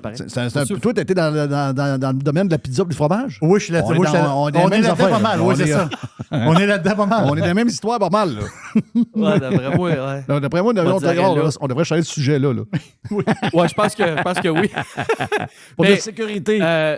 C'est un peu pour ça que je voulais être en lien avec ça, parce que moi, je pense, Jeff, ça fait 7 ou 8 semaines en ligne que je m'en vais sur la route. Puis là, ben, d'ailleurs, Mr. White me demandait des sujets. Puis là, je vais dire rien que d'en donner 3. De toute façon, on n'a jamais le temps de jaser dans le show. Non, jamais le temps. En donner 3, on va faire un bout avec ça. Une gang de mamans. Mais tu sais, moi, ça fait un petit bout qu'on n'avait pas parlé d'économie un peu dans les du news. Puis là, ben, moi, comme je t'ai dit, ça fait 7-8 semaines que je suis à la route. Je vais voir des clients, je vais voir ci, je vais voir ça. Puis tu sais, notre propre Quand tu dis c'est à la route, là, t'es en avion. Là. Oui, Dallas, Kansas City, Baltimore, Smith Falls. C'est pour ça, d'ailleurs, j'ai combiné ça. Quand même, ça se glisse bien. Dallas, Baltimore, Smith Falls. Wow. Ouais, ça a pris une débarque un peu. T'as vu que je ne l'ai pas mis en premier. Là. C'est la magnifique. Ouais, tu prends 401, puis après ça, tu fais un 45 minutes d'inter. C'est ça. Mais il fallait que j'aille à notre usine. On avait des meetings, on était en gros changement. J'ai dit, parlons donc de ça. Parlons donc de qu'est-ce que moi, depuis 8 semaines, des trade shows, visite des clients, qu'est-ce qu'on voit? Parce que, tu sais... Toi, tu le sens, t'as les deux mains dans l'économie, là. Ben, puis ça, c'est la vraie économie, Jeff. Tu sais, là, quand la gang de Silicon Valley, eux autres, ils font des logiciels, puis des ci, puis des ça, puis qui pensent que chaque job peut être remplacé par un software, là, Ben, c'est pas ça la vraie économie. Là. La vraie économie, c'est une usine avec du monde qui assemble des volets, puis après ça, une autre usine qu'eux autres, ils soudent des lames de fans ensemble. Puis, tu sais, ça, c'est du vrai. C'est de même, tu as besoin de ça pour construire un hôpital, puis construire une école, puis construire un building. C'est ça. Tu sais, c'est la vraie patente. Le monde ne travaille pas tout Je chez sais- Facebook. Là. Ben non, c'est ça. Puis c'est relié de toute façon au techno, Jeff, mais juste pour te donner une idée, là, tu sais, nous autres, on est beaucoup dans les centres de données. Tu sais, je le sais qu'il y a une différence Canada-États-Unis, là, mais nous autres, là, avec Tamco, là, on est en grosse explosion. Là. On avait eu beaucoup les 6 à 8 premiers mois de l'année. On le savait, on s'était fait dire des projets qui ont été retardés, des ci, des ça. Puis là, ben, au mois de septembre, on a eu notre plus gros mois de commandes depuis je ne sais pas combien de temps. Et puis au mois d'octobre qui vient de se finir, ça va probablement être notre plus gros mois côté revenus. Puis ça irait encore plus vite s'il y avait plus d'employés, puis s'il y avait plus de courant, parce que je te parlais des centres de données, eux autres, ils attendent après ça. Là, ça parle beaucoup d'hydrogène, ça ne parle pas d'hydro, de panneaux solaires. Toutes les sous-stations qui sont bâties, ça va être avec ça, mais je te parle de ça, Jeff, parce que là, avec le crunch que nous autres, on s'en vient, tu sais, là, ça fait des années, là, moi, quand j'étais TQ, on nous répète là, que la pénurie de main-d'œuvre, puis la pénurie de main-d'œuvre, ça va être un problème, puis la pyramide des âges. Mais là, c'est un vrai problème, là, parce que j'ai sondé du monde un peu, du monde qui font d'autres choses, du monde qui vendent des fans aussi, qui font d'autres buildings, qui font des condos, du monde qui font des moteurs d'avion, du monde. C'est un vrai problème, Jeff, là. Puis c'est là. Oui. C'est là que ça arrive. Puis il n'y a pas. Tu peux pas, c'est impossible claquer des doigts. Oui, tu peux amener de l'immigration, mais en même temps, c'est souvent, ça va être des gens qui vont avoir des diplômes précis, ils vont aller dans certaines places. Il n'y a pas de solution facile à ce problème-là et rapide. Puis non seulement ça, Jeff, le gars là, qui s'en va à la retraite, là, qui a 35 ans d'expérience, là, tu peux pas juste dire je vais le remplacer par le jeune qui sort du sous-sol de chez ses parents. Là. Tu comprends-tu? Ça marche pas. Là. Fait qu'il y a un gros shift présentement dans l'économie où puis, tu sais, on en parle souvent. Les gens, l'inflation, les revenus qui baissent. Là, il y a des négociations chez de votre bord pour le secteur public, comment qu'on monte les salaires. On est dans une situation où on dirait qu'on va s'en aller où, puis tu en as déjà parlé, ça va coûter de plus en plus cher, puis les gens, ben là, les salaires, fait que on va peut-être, puis je pense que c'est Joe Hamel, on va arriver à un moment où on va avoir un genre de 3-4 % d'inflation qui va devenir la norme. Oui. Puis les salaires vont suivre. Puis, il va-t-il y avoir une récession? Les différences Canada-États-Unis sont assez marquées. Ça, c'est évident. Là, ça le devient. Je pense que c'est Zero Edge sur X ce matin qui disait que je pense que vous autres, les deux quarts, les deux trimestres on est à 2 consécutifs. on a 2 fois 0. Puis les Ouais. États-Unis, le dernier qu'ils ont eu, c'était 4,8 d'augmentation. Ouais, juste en bas de 5. Ouais. Donc, juste en bas de 5. Donc, la différence entre les deux est énorme. Vraiment. Puis, je ne sais pas comment ça va se refléter, mais je sais une chose, Jeff, dans la vraie économie, ou du moins dans mon secteur qui est vraiment relié à un paquet de domaines, il se brasse de l'argent, c'est épouvantable. Puis, le peu de prévisions qu'on reçoit pour l'année prochaine, ça n'arrêtera pas. La gang qui font des unités d'échangeurs d'air pour les centres de données, ils vont augmenter leur production là, début de l'année 2024. Ouais. Tout continue à augmenter. Puis je lisais, puis je pense que ça va devenir une question de concentration de richesse parce que je lisais un tweet un matin vous connaissez Unusual Whale sur X, on en parle souvent. C'est très, très bon. C'est toujours bon, lui, qu'est-ce qu'il a à dire, puis il track un paquet d'affaires. Puis là, tu vois, il a mis hier, je pense, un graphique sur la quantité d'argent dans les comptes chèques des gens aux États-Unis. Puis ça n'a jamais été aussi haut. Là. C'est 4 fois plus que c'était avant la pandémie. Là. Fait que ça, c'est les conséquences de l'imprimage d'argent. Mais cet argent-là, il est où, Jeff? Il dort dans les banques. Ben, il ddort dans les banques, puis il est dans les poches souvent du 20% des plus riches. Oui. Parce qu'à l'inverse, tu lis d'autres nouvelles, puis là, ils disent, ouais, l'extra là, que les gens s'étaient ramassés pendant la pandémie, là, ils n'en ont plus. Là. Est-ce que tu fais partie de ceux qui croient à la greedflation? Ben... Pour les gens qui demandent c'est quoi la greedflation, c'est que tout le monde a profité de tout ce qu'on a, l'argent qui est imprimé. Ensuite, regarde un paquet. Il manque de main-d'œuvre. Nos fournisseurs nous ont. Puis là, tout le monde en profite pour quasiment. Il y en a qui ont doublé leur prix là, dans beaucoup de secteurs. Ouais. Tu sais, la construction résidentielle ici, là, par rapport à 2020, puis par rapport pour les projets publics, c'est pas moi qui le dis, ce matin, c'est quelqu'un du gouvernement qui le dit, les bâtisses, mettons qu'on fait un building pour des loyers à patente de revenus moyens, là, des HLM. Ouais. C'est 40 de plus qu'en 2020 pour la même bâtisse. Et les matériaux, l'autre fois, j'ai dit à Alès qu'il vendait des matériaux chers. Et c'est pas vrai. Les matériaux sont revenus pas mal au prix de 2000 avant la COVID. Là. Donc, on est de retour. Donc, il y a quelque chose d'autre qui s'est passé. Oui, l'explosion des salaires. Chacun des sous-traitants qui demandait, mettons, pour son contrat, il y a 3 ans, 5 000, il est rendu à 10 000. Et aussi beaucoup de prises de revenus sur chacun des projets. Donc, il y a un peu de gens qui ont profité de ce qui se passe, là. Ben, tu sais, je pense que oui, mais je pense que la greedflation, c'est des trucs qui sont temporels où ce que là, tu as une effervescence puis tu as du monde qui en profite. Tu sais, il y a du monde qui ont payé des chars 25 000 en haut du prix recommandé par le manufacturier. Eux autres, ils en ont profité. Là. On n'en fait pas assez de chars, ben viens le payer. Si tu veux l'acheter à ce prix-là, achète-le. Mais ça ne dure plus. Là. En ce moment, si tu vas t'acheter n'importe quel char de la brand Stellantis, qui est Jeep, Chrysler, etc., leurs annonces, c'est « Ah, on offre 10 % sous le PDSF. » Ouais. Là, c'est fini ce temps-là. Fait que, tu sais, ma question, ça a augmenté de 40 %. Est-ce que les profits ont augmenté de 40 % Non, je ne pense pas. Je pense pas que les profits ont augmenté de 40 % mais les profits... Tu sais, je lisais hier, je ne me rappelle plus où, là, sur Apple News, il y a une nouvelle qui m'est apparue comme de quoi que la récession provoquée par la crise économique provoquée par l'inflation fait que les gens riches sont extrêmement riches aujourd'hui. C'est les grands gagnants de cette période-là. Ben, c'est parce que toi, si tu avais 1 million en cash, là, si tu peux le mettre d'un compte épargne à 5 %, tu sais, ton fameux... Tu sais, le monde qui en avait de l'argent, Jeff, là, le monde qui ont de l'argent, il y avait quoi?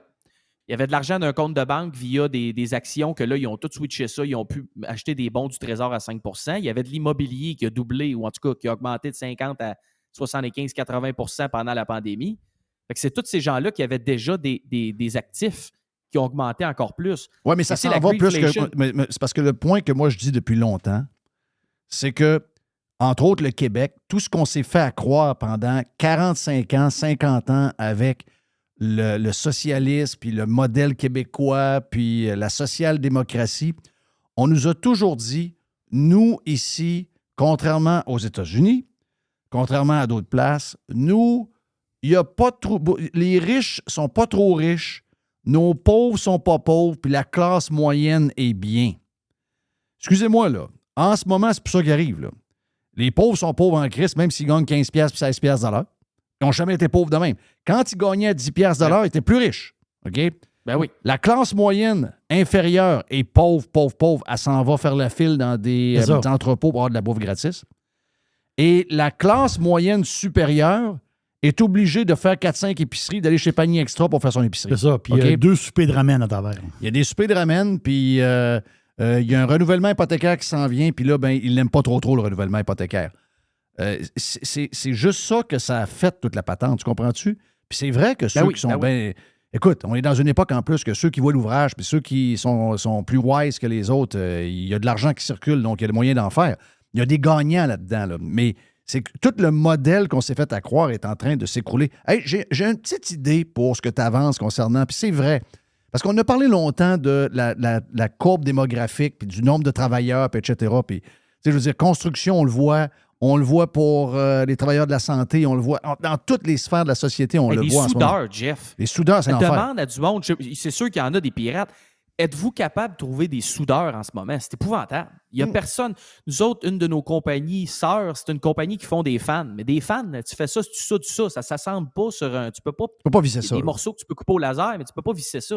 Non, c'est ça. Ils ne sont pas capables de trouver de soudeurs. C'est soudé. Puis même chose pour les moteurs d'avion, puis même chose pour... Ils sont pas capables... Des soudeurs, Jeff. Moi, je pense qu'on doit revoir le programme scolaire postsecondaire à grandeur. Ah, mais là, le go veut payer du monde pour étudier, là. Ben, il n'y a pas le choix. Il n'y a pas le choix. Il n'y a pas le choix. Ça, c'est une bonne traque, là. Ferblantier, menuisier, opérateur de pelle, j'ai pensé à toi, Jeff, puis frigoriste. C'est vrai, ça. Opérateur de pelle. Frigoriste, j'aimerais ça. Mais tu sais quoi? Le pire, Jerry, là, j'ai parlé à quelqu'un qui fait son DEP en charpenterie, menuiserie en fin de semaine. Puis, au Québec? Puis c'est une fille oui, puis c'est une fille en plus. Et une des seules, je pense qu'ils sont 2 dans sa classe. Pourtant, elle aime ça faire de la construction, là.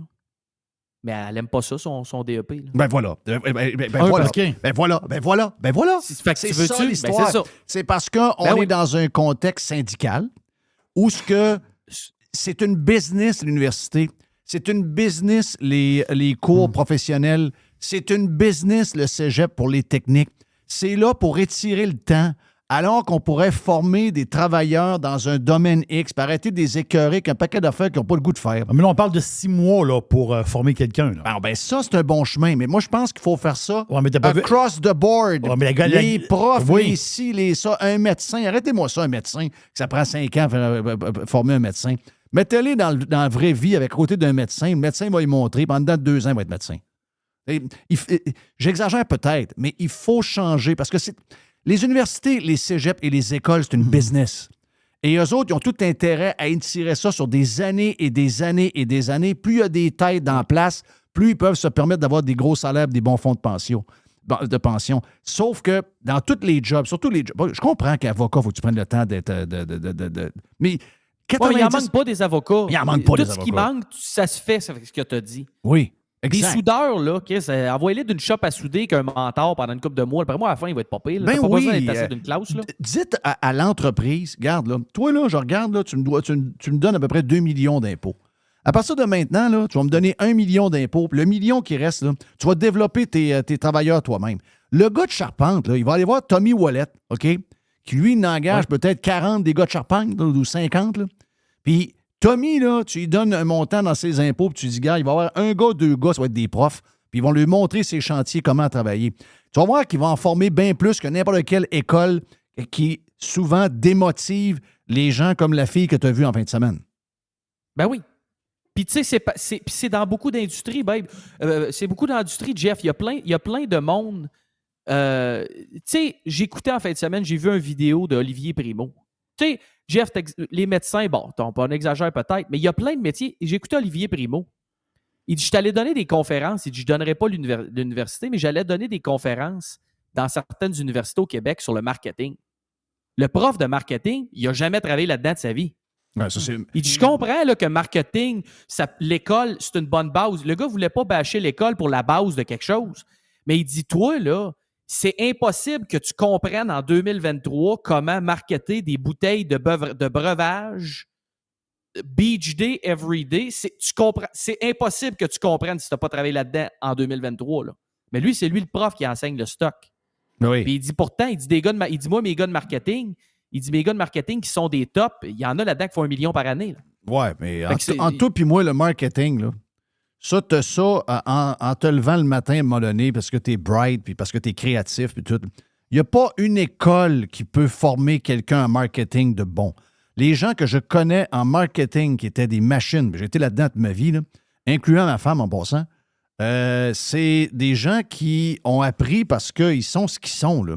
Il n'y a pas un prof qui peut montrer ça. Moi, je suis un autodidacte dans ce que je fais. Tu sais, je veux dire, je vois les profs qui enseignent dans les écoles. On ne va même pas enseigner ça.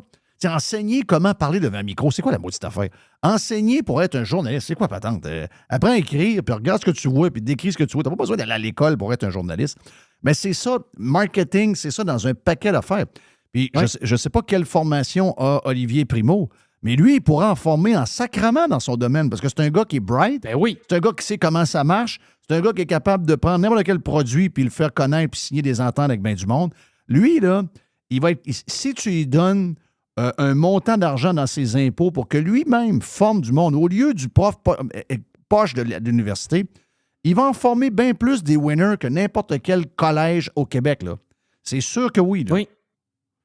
Oui, puis le carcan fait en sorte que tu n'en as pas plus. Fait que là, tu peux bien donner 750$ par semaine à quelqu'un pour qu'il ait en charpenterie, menuiserie. Là.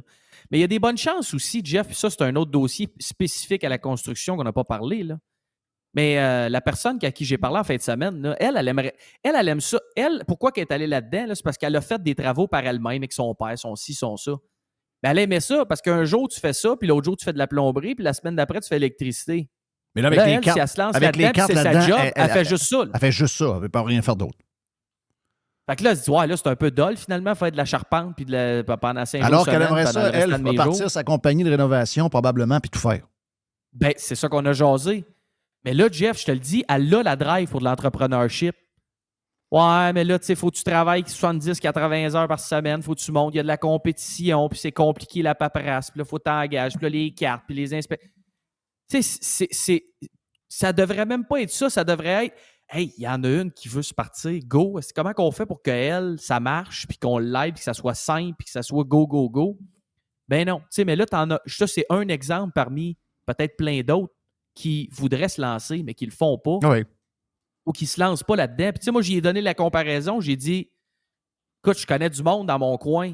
Si tu as besoin, tu me le diras, puis on va t'avoir un visa, quelque chose. Tu viendras travailler. À chaque jour, ça va être différent, C'est mais ça. ça va être dans ce domaine-là. Mais ça se peut qu'aujourd'hui, tu fasses un Mais t'as-tu comptoir. remarqué aussi, puis le demain, journal... tu vas installer du Jeep Rock. Ben oui, ben oui. Le Journal de Montréal a fait le tour de quelques chantiers hier. Pour aller voir des boss de compagnies de construction, puis les gars de compagnies de construction capotent tout. Là, tu sais. Oui, ils n'aiment pas ça. Ils n'aiment pas ça, là, ça va être... Hey, come on, man, là. De quoi vous parlez? Ben là? oui. On parle de monter une charpente de maison, là. C'est des affaires qu'on fait depuis 200 ans, là. Je veux dire, il y a pas... On n'est pas en train de faire des fusées nouvelle génération pour Elon Musk. On fait des affaires en série. Oui, on a amélioré des choses. Il y a des affaires qu'on a améliorées avec le temps. Le code a changé pour quelques affaires. Je comprends, là. Mais les gens, habituellement, sont assez wise. Excuse-moi, là. Mais un mentor sur place avec un gars travaillant, Ben, voyons il donc. va apprendre sur le tas. Tu parlais tantôt d'Olivier Primo. Lui, il a été élevé dans le supermarché de la famille. Donc, c'est un gars jeune. C'est un gars jeune qui était dans le commerce tout jeune. Donc, ça l'a formé d'une manière. C'est un gars de Ben oui. produit. Ouais. Puis si t'en as de la théorie, là, que tu veux pas que la charpente, le ci ou le... Ben, tu prendras des vidéos, puis dis à ton monde que le soir, avant de se coucher, là, ils écoutent 1 heure de chaque thème, puis ils feront ça pendant qu'ils sont là, puis qu'ils en font, puis que... Mais tu sais, ça, c'est effectivement, j'ai vu des histoires de syndicats. Ouais, là, on est concerné par la qualité. Oui. Ça va être de la même Ouais. qualité. Hey, allez suivre sur TikTok des inspecteurs qui font des petites vidéos. Vous allez voir que la qualité là, avec vos cartes n'est pas là pantoute. Là. Des infiltrations d'eau sur des affaires autour des fenêtres, là, parce que c'est mal fait. Là, il y en a en Simonac. Des lâchez-moi condos qui sont obligés de refaire enlever la façade à grandeur, puis toute la finition pour retravailler à patente. Il y en a partout. Là. C'est-à-dire que tout Ben le oui, champ, tu vas dire, ben oui. non, ça a été bâti il y a 4 ans, ça. C'est ce qu'ils font là. Ah, l'eau rentrait, etc. Ah, mais tous des gars avec des cartes. Ça ne doit pas être si parfait Ouais. que ça, là. Tu sais. Hey, Non, juste avant que c'est tu ça. partes. Exact. Juste avant que tu partes, parce que finalement, on a. c'est déjà fini? On n'a pas beaucoup de temps. Tu sais comment c'est? C'est pas vrai. Mais je veux Hey, que attends un peu, tu me parles de vas-y, Cuba vas-y, avant. vas-y. Je veux que tu me parles de Cuba parce que tu as parlé avec ton beau-père puis ta belle-tante qui était dans le coin. Puis les gens, c'est drôle hein, parce qu'on a des pirates qui passent les hivers à Cuba, puis à chaque fois que tu parles de Cuba, ils sont bien, bien fâchés de ça parce qu'eux autres, c'est pas la réalité qu'ils ont, c'est parfait pour eux autres, ça coûte pas cher, puis ils sont bien, puis ils aiment la place. Et là, tu sais, je me dis, ben là, d'après moi, Dodu, avec sa blonde qui est cubaine, puis la famille qui est encore là, d'après moi, il en sert pas mal. Là. En tout cas, regarde, moi, je vous écoute, Non, mais j'écoute c'est un non, bord mais et de l'autre. ça, ben oui, mais ça, Jeff, c'est un classique. Là. Je veux dire, c'est comme l'autre histoire du gars qui était allé se faire opérer là-bas. Ça a coûté 18 000, puis il était plus il était plus mal à manger sur son dos quand il est revenu quand il est allé. Parce que tu te fais pousser un narratif. Puis c'est sûr, les touristes, oui, c'est sûr, si vous allez à l'hôtel, c'est pas si pire que ça. Mais moi, je peux vous dire, les gars, en fin de semaine, parce qu'effectivement, la tante qui habitait là pendant 70 ans de sa vie, 75 ans de sa vie, là, est sortie de là pour la première fois de sa vie. Là, je pense qu'elle a pris 15 livres là, depuis qu'elle est arrivée, parce que là, elle goûte à tout. Là. En fin de semaine, c'était Timbits. Puis les chicharrones, Jerry, là, est fan pas mal des chicharrones. En français, les oreilles de Christ. Les oreilles de Christ. Ça doit être ça. Ouais, C'est ça. Tout assaisonné, là. Ma blonde, elle en a ramené directement de Hialeah, Floride, puis elle m'a dit une affaire à tomber dans le sac pas mal. Mais tu sais, le peuple là-bas, c'est sûr, si tu vas à l'hôtel, ben oui, tu vas manger du riz, mais le peuple, c'est pas ça qui vit. Là. Ça, c'est la grosse discordance. S'il y a des pirates qui vont là chaque hiver, puis ça leur coûte pas cher, puis ci, puis ça, ben écrivez-moi, puis on va vous envoyer dans la maison à ma blonde qui ont là-bas, puis vous allez vivre comme eux autres pendant 1 mois et demi. Parce que là, ce qui arrive, Jeff, là, Ça, c'est une nouvelle que je n'avais pas entendue avant. J'en ai entendu des vertes, des pommeux, j'en ai entendu pas mal là, au fil des années. Ça fait quand même quasiment 11 ans que je suis avec madame.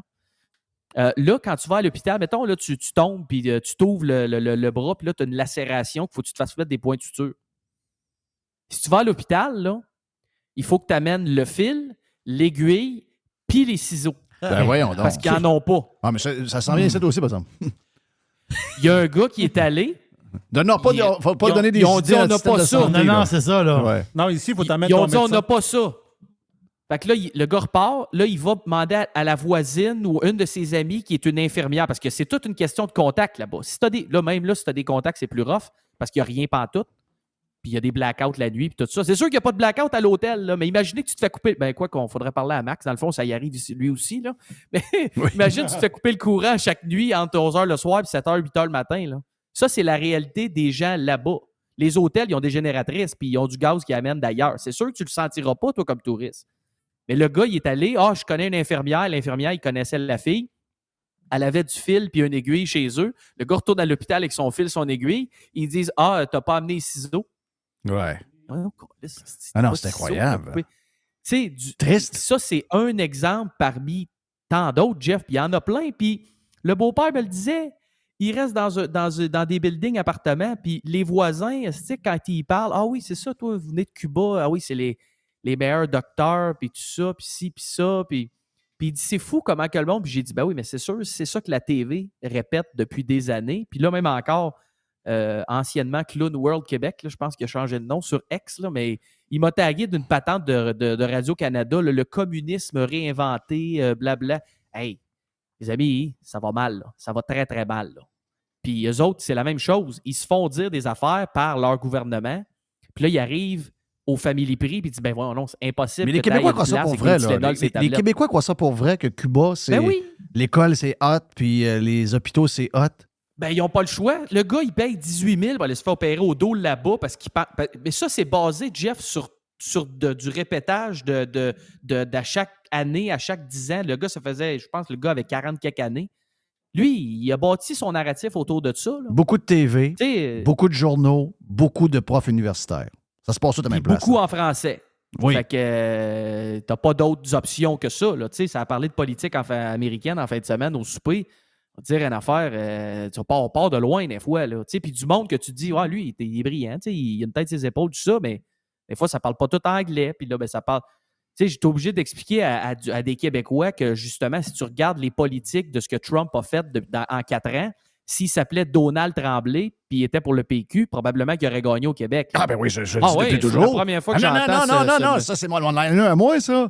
Ça, c'est mon liner à moi. Ça, mais... Donald Trump, c'est un péquiste, là. Donald Trump, c'est un péquiste. Si Donald Trump s'appelle Donald Bouchard ici, là, c'est un king. Là. Ils ont 95 élus, puis on a un pays, là.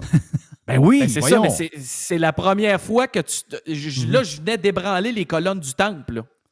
Ah là, oui, puis il est bizarre un peu. Ouais, mais il est bizarre, mais t'aimes la bombe. Il est bizarre un peu, t'aimes la bombe. Ben oui, ils sont pareils pas mal. Là. C'est quoi la différence? Ben, si ton problème, c'est les phrases assassines, j'ai entendu plein d'autres politiciens. Tu sais, moi, mon problème, c'est les politiciens, qu'ils soient jaunes, orange, filles, gars, on s'en fout. C'est tous des politiciens, anyway. Moi, ça, c'est moi, là, mais... Fait que, tu sais, ça part de loin. Fait que ce soit pour de la politique, que ce soit pour Cuba, que ce soit pour d'autres affaires, tu sais, on parle de ça. Puis si t'en as des pirates qui m'écrivent, écrivez-moi à moi. Là. Tant mieux si vous avez du fun au resort. Mais vous encouragez un régime que moi, personnellement, j'encouragerais celui m'écrit, jamais. lui, il n'est pas dans un resort. Il y a une patente là. Il passe 6 mois par année. C'est sûr que si tu arrives avec ton argent canadien, tu es dans une place qui ne coûte rien, tu peux faire un beau tour. Là. Ben oui, j'ai vu un gars, il est en Thaïlande aussi, à 2000 par mois, puis il y a un palace. Mais c'est parce que là, ça, si tu arrives avec ton cash fait ici, c'est pas la même affaire. Là. C'est comme quand moi, je vais au restaurant chez vous avec mon dollar US. Oui. Ben même ça, d'après moi, tu dois trouver ça cher. Même avec le 35 mais c'est pas... Ouais, là, c'est quasiment rendu 40, là. Mais... Oui, arrête, j'ai mal. J'ai été content. Je l'ai fait en fin de semaine. J'ai pris la facture à mon frère. Mon frère est encore aux études, fait sa maîtrise. J'ai ramassé la facture, puis là, je dois me regarder ça. Je pense que c'était 163 avec le type pour 3 personnes. C'était un apporté votre vin, fait qu'il n'y avait pas de boisson, là. Tu dis, c'est un restaurant correct, là, mais à Trois-Rivières, c'était bien bon, là. Là, je dis, je vais ouvrir ma carte de crédit. Wow. 163 $ pour 3 personnes, pas de boisson? Oui. avec le type et les taxes. OK. Une poutine de filet mignon à 29 piastres. Ça, c'est... Une entrée Il n'y a pas de filet d'escargot à mignon. 12 Il n'y a pas de filet mignon, là. C'est du... c'est de la ronde, peut-être dedans. du sirloin. Non, là. c'est de Ouais, la ronde. ça, là. C'est de la ronde. En tout cas, elle avait l'air bonne. Des 2 entrées, 2 autres repas principaux à 30-35 piastres. Mais tu sais, c'est ça à cette heure. J'ai pris un tartare de saumon, je pense que j'étais surpris. Je disais, il était en bas de 40, lui, c'est pas pire. Il devait être gros comme rien, Tu sais, maintenant. c'était- Il était-tu gros? Ah, il était pas si pire. Ok, Honnêtement, il était bravo. pas si pire. Mais il goûtait pas grand-chose, par exemple. Malheureusement, là. Je nommerai pas le resto. Faut mettre de la sauce Firebarn. Faut mettre de la baie. Ouais, j'aurais aimé ça avoir une petite sauce Fireburn. Toujours mais- d'en traîner une dans ses poches ou dans la bourse de madame. Mais à 163, quand j'ai ouvert mon app de carte de crédit, j'ai vu 116. J'ai dit, ah, ça, c'est pas si pire. Dehors, fatigant! C'était le Dodu, les Ok, Dodu là, les News. gars, déjà. Salut! Tabarnak. Va-t'en en Hey, avion. Jeff, la prochaine fois, là, Oui. faut que je te parle. Ça te prend un GMC Canyon. Je regarde, t'as-tu vu le nouveau GMC Canyon 2024? On va aller voir Je sais ça. que tu te cherches un pick-up, là. On va aller voir ça. Va voir ça. Va voir ça. On va faire ça. On s'en parle, les boys. See ya, my friend. Le Au Dodu revoir. et les Dodu News en direct de la Floride. Radio Pirate. Radio Pirate. Jeff Fillion. Le Pirate Geek, notre chum Le Alex geek. qui est avec nous autres. Alex, bon midi. Bienvenue sur Radio Pirate Live. Alex, tu voulais-tu parler à Alex avant, Jerry? T'as dit Moi, j'ai quoi juste un petit mot, c'est que j'ai vu passer ça. Parce que moi, en boursicotant, on se promène sur des sites de geeks, puis il y a toujours des petites nouvelles qui sortent. J'ai vu que sur la Xbox, tu sais, ta commande de Xbox, là, ta manette, là, mais il y a beaucoup de monde qui achète des manettes, pas la manette officielle Xbox. Là, on s'est entendu des manettes qui coûtent moins, qui sont moins dispendieuses. Puis là, on parle des manettes qui coûtent quasiment 75$ chaque. Tu en as deux, ça coûte beaucoup de sous. Mais là, il y a du monde qui voit des messages d'erreur. Puis là, ça a sorti que d'ici, je pense que c'est le 17 novembre, les manettes que le monde se sont achetées ne fonctionneront plus sur les Xbox. Donc, il va falloir avoir des manettes, entre parenthèses, officielles de Microsoft, avoir le sceau de Microsoft sur les manettes. As-tu entendu parler de ça, Alex? J'ai déjà eu des problèmes avec des manettes Xbox officielles non officielles. La raison, c'est que les manettes Xbox officielles sont constamment mises à jour.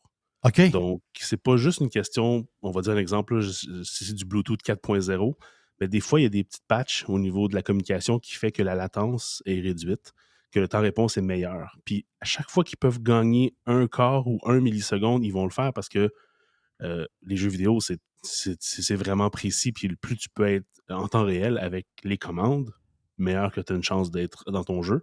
Et moins tu vas être frustré parce que tu vas avoir dit j'ai tiré le gars à Plus ce moment-là. précis, c'est ça. Mais je l'ai manqué. Mais pourquoi je l'ai manqué? Pourtant, il était dans ma mire. Mais c'est parce qu'il y a une petite latence. Donc là, ce qui arrive, c'est que les compagnies tierces qui font des manettes vont reverse engineer, donc ils vont décoder c'est quoi les signaux qui sont envoyés, c'est quoi le protocole de connexion. Mais éventuellement, si le protocole de connexion change, ces petites manettes-là qui sont pas chères sont souvent pas mises à jour, mais ils vont être laissés en arrière finalement.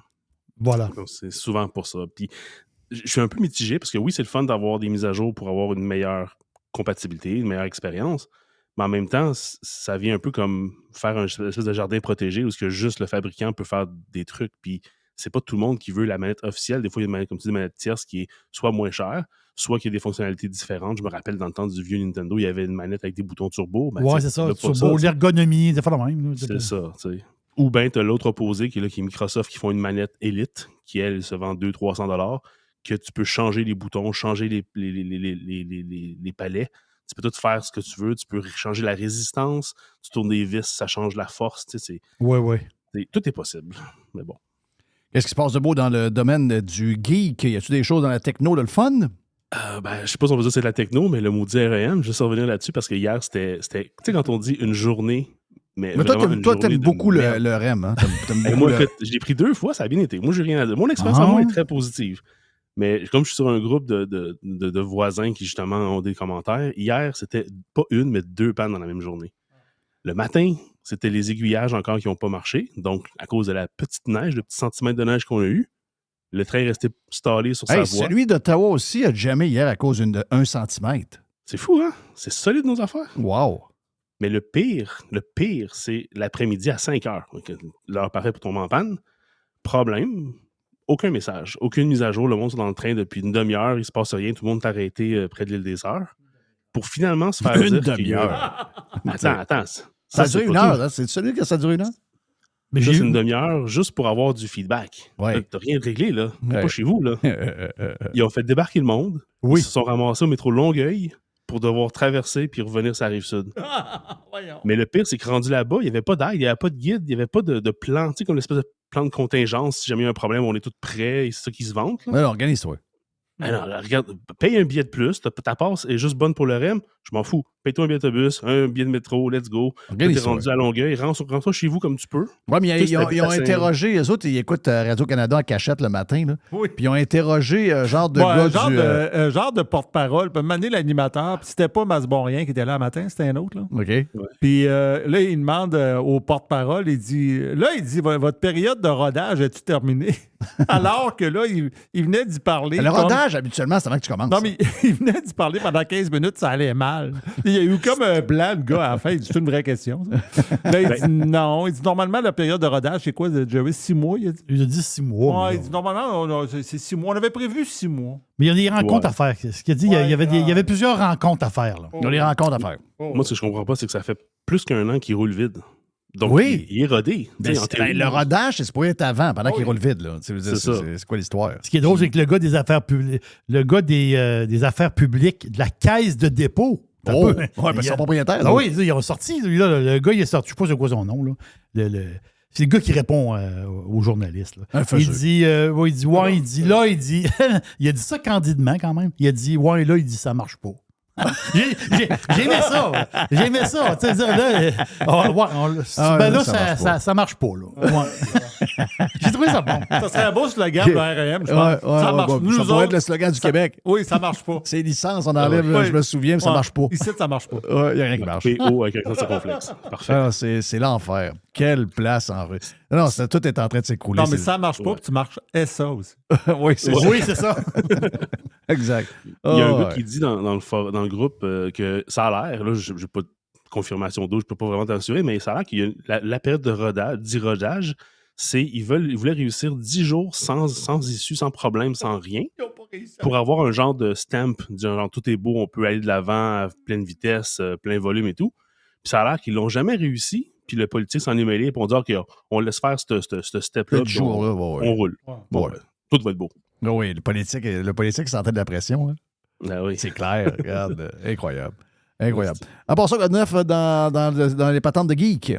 Hey, écoute, moi, je vais te parler aujourd'hui des Twitter Files. C'est un sujet que tu as trouvé intéressant. Moi aussi, j'ai trouvé super. Si on peut rentrer là-dedans, écoute, il y en a beaucoup. Mais là, il va falloir les rappeler, appeler ça les X-Files. Oh, je sais pas si c'était voulu. Hein? Ouais.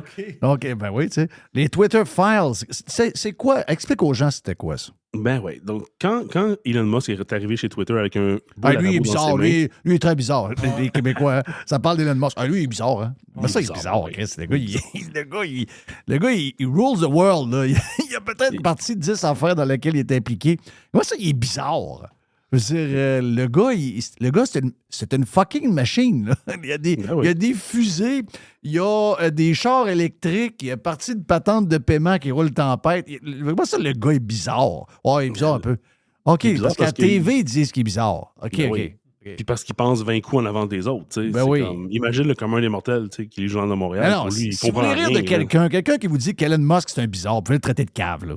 Ah, c'est Tu sais, clair. voyons, c'est clair. c'est boire. On peut ne pas aimer certaines affaires qu'il dit ou comment qu'il les dit. Ben oui, mais il est pas bizarre, son- là. Si on regarde son bulletin, là, tu sais, je pense qu'il vit la marchandise. hein. C'est le gars le plus riche du monde. là. Il n'a pas volé personne, hein, pour ça. C'est ça. Ouais. Donc, c'est ça. Donc, quand que ce cher personnage a acheté Twitter, lui, il s'est dit, une des choses qu'il veut faire, c'est plus de transparence. Puis, dans le que c'est une compagnie privée, ben, la transparence généralement diminue parce que là, c'est plus public. Fait qu'on n'a plus accès aux chiffres nécessairement internes. Il n'y a plus de loi respectée au niveau du marché et ces choses-là.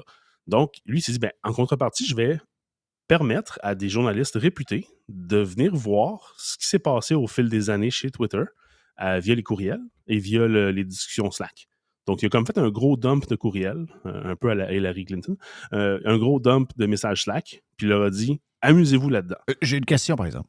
Yes. Vu que Twitter est en bourse et que c'était pas à la base une compagnie privée, Oui. Tout ce stock-là était obligé d'être gardé dans une certaine mesure. C'est ça. Si Oui. ça avait été une compagnie privée, on n'aurait jamais vu ces discussions-là. Ça aurait probablement été effacé. S'il y avait du papier, il aurait été déchiqueté en 1 Plus simple milliard que de ça, pièces. Il aurait juste changé de service de messagerie, puis il aurait dit on l'a pas gardé l'ancien. C'est ça, exact. C'est Voilà. réglé. OK. Fait que c'est ça. Fait que ça, c'est obligé de garder. Puis de toute façon, Slack, c'est quand même un outil de communication très, très, très performant pour les entreprises. Puis la façon que c'est fait, bien évidemment, il y a tellement de facilitants dans cette application-là pour recevoir des notifications, des messages automatiques de tes serveurs. Tu sais, donc, ça fait que tu deviens vraiment comme lié à cet outil-là. Fait que t'en départir, c'est pas facile. Il faut que tu changes beaucoup de choses au niveau Oui. de ton infrastructure. Fait que, tu sais, ça fait qu'il est encore là, puis il est probablement encore là aujourd'hui. Tu sais. Donc, en ayant Les accès à grosses ça, entreprises ne peuvent pas fonctionner sans un outil comme Slack. Là. Slack ou un autre, là, c'est sûr. Parce qu'il faut non seulement de la communication, mais il faut plus de données, puis il faut que tu aies des alertes. Puis tu ne veux pas nécessairement avoir une alerte sur une pagette. Fait que il faut que tu aies une alerte d'une façon que tu peux les gérer selon différents niveaux d'importance. Donc, c'est un outil qui est quand même assez standard dans l'industrie. Oui, oui. Donc là-dedans, il y avait plein de discussions là-dedans. Ah oui, ça, c'est des années et des années de jasette. Puis à chaque fois qu'il y avait justement un événement, ben, tu as des gens de différents départements, le département de sécurité, de compliance, le département c'est quoi leurs politiques là, qui s'en mêlent puis qui discutent. On fait ça, mais si on fait ça, qu'est-ce qui se passe? T'sais, donc tout ça, on a comme tout d'un coup levé le couvert et on a accès à tout ça. Donc ça, c'est vraiment intéressant. Le seul problème, c'est que c'est un petit peu chieux pour les journalistes parce que c'est juste comme un gros fichier Excel, si on veut. Fait que c'est difficile de trouver. Il faut que tu cherches par mots-clés, par personne, puis par date. Puis c'est beaucoup de filtres. Donc c'est une job assez incroyable. Donc, tu sais, un Twitter file sortait pas à chaque jour. Là. C'était genre 1 par 2 semaines, 3 semaines des fois, puis c'était tous des gens différents parce que pendant ce temps-là, il y en a un qui travaillait sur un sujet, un autre sur un autre sujet.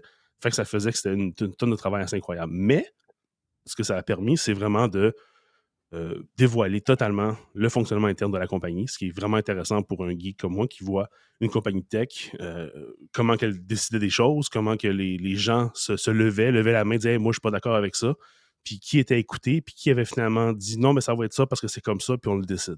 Ça, c'est intéressant à voir. Oui. C'est quoi les gros coups qu'ils ont trouvés dans la patente? Qu'est-ce qu'il y a? Bon, on a su pour l'histoire de Trump. Comment ça s'est passé? Jack Dorsey, depuis ce temps-là, qui lui, en parlant de bizarre, si Elon Musk est un bizarre, Jack Dorsey, c'est vraiment un gars weird. Là. Oui, ben, c'est un visionnaire, un peu comme Elon, mais rendu à cette fin-là de Twitter avant qu'il soit racheté, il était plus tant inclus dans tout. Là. Il est encore le PDG, mais c'est un peu comme une compagnie qui roule où tout le monde fait tout, puis le PDG fait plus grand-chose. Ils vont l'envoyer en voyage, ils vont l'envoyer en Europe, se promener, un peu comme certains maires, juste pour pas que ça ait un impact. Ouais. Puis toute l'histoire du New York Post puis du laptop de Hunter Biden, c'est un peu ça qui est arrivé, c'est qu'il était pas vraiment là. Ils ont tous pris les décisions, puis quand ça a chié dans la pelle, c'est là que lui a voulu s'en mêler un peu.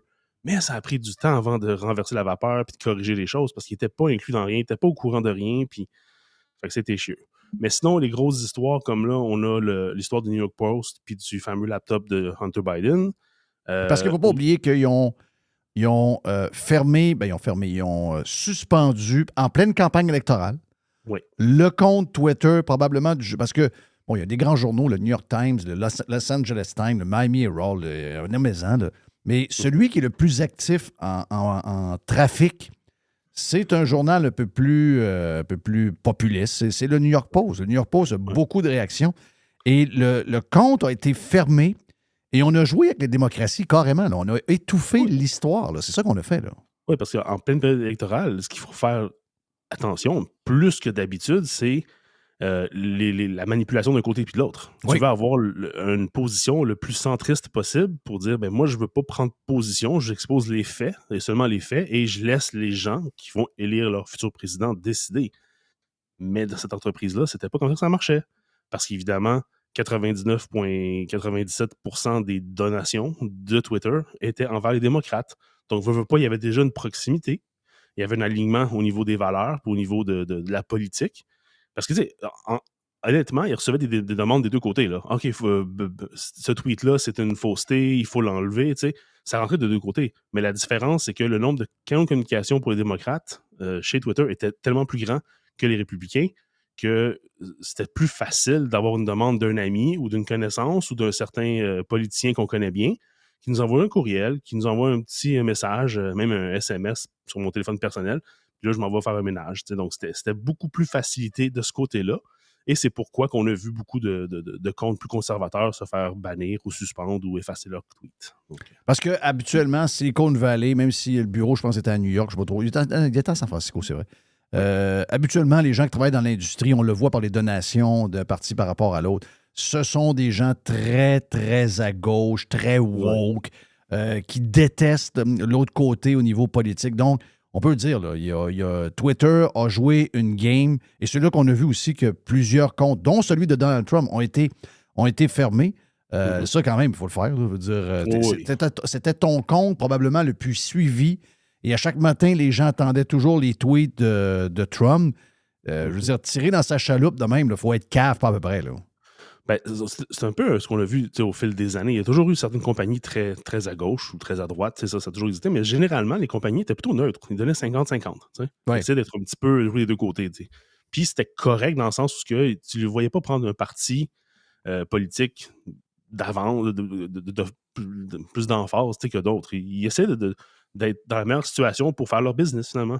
Mais dans ce cas-ci, et comme dans d'autres cas, c'est extrêmement à gauche. Là, puis ça fait que, tu vas le voir ressortir au fil des différents Twitter files. C'est pas juste à la tête de Biden, c'est pas juste Donald Trump. Il y a aussi toute l'histoire de la visibilité. Ils ont mis en place des outils qui permettaient de changer la visibilité de certaines personnes ou certains tweets avec un paquet de critères. C'est comme si tu avais un tableau de bord avec plein de petites lumières. Puis quand tu te dis, OK, cette personne-là, elle rentre dans la catégorie qu'on veut on va pas la bannir, parce que si on la bannit, c'est trop facile à voir, ça va trop faire on va limiter le nombre. Tu sais, mettons, elle a 100 000 personnes qui le suivent. Dans les 100 000, même si les 100 000 regardent leur fil régulièrement, ils ne verront pas son tweet. En tout cas, peut-être juste le tiers vont le voir, donc le reach sera diminué, son impact sera diminué. Puis, si on le sait, ça marche même dans Facebook aussi. Oui, ça peut être au niveau de la visibilité de tes abonnés, ça peut être aussi au niveau de la recherche. Tu cherches Jeff Fillion puis tu le trouves plus. C'est une façon aussi qu'il avait fait de, entre guillemets, bloquer des personnes. Tu peux aussi avoir le reach au niveau de tu fais un tweet qui est très populaire, qui peut virer viral, mais des gens qui ne te suivent pas le verront jamais. Oui. Donc, il reste viral dans une petite bulle.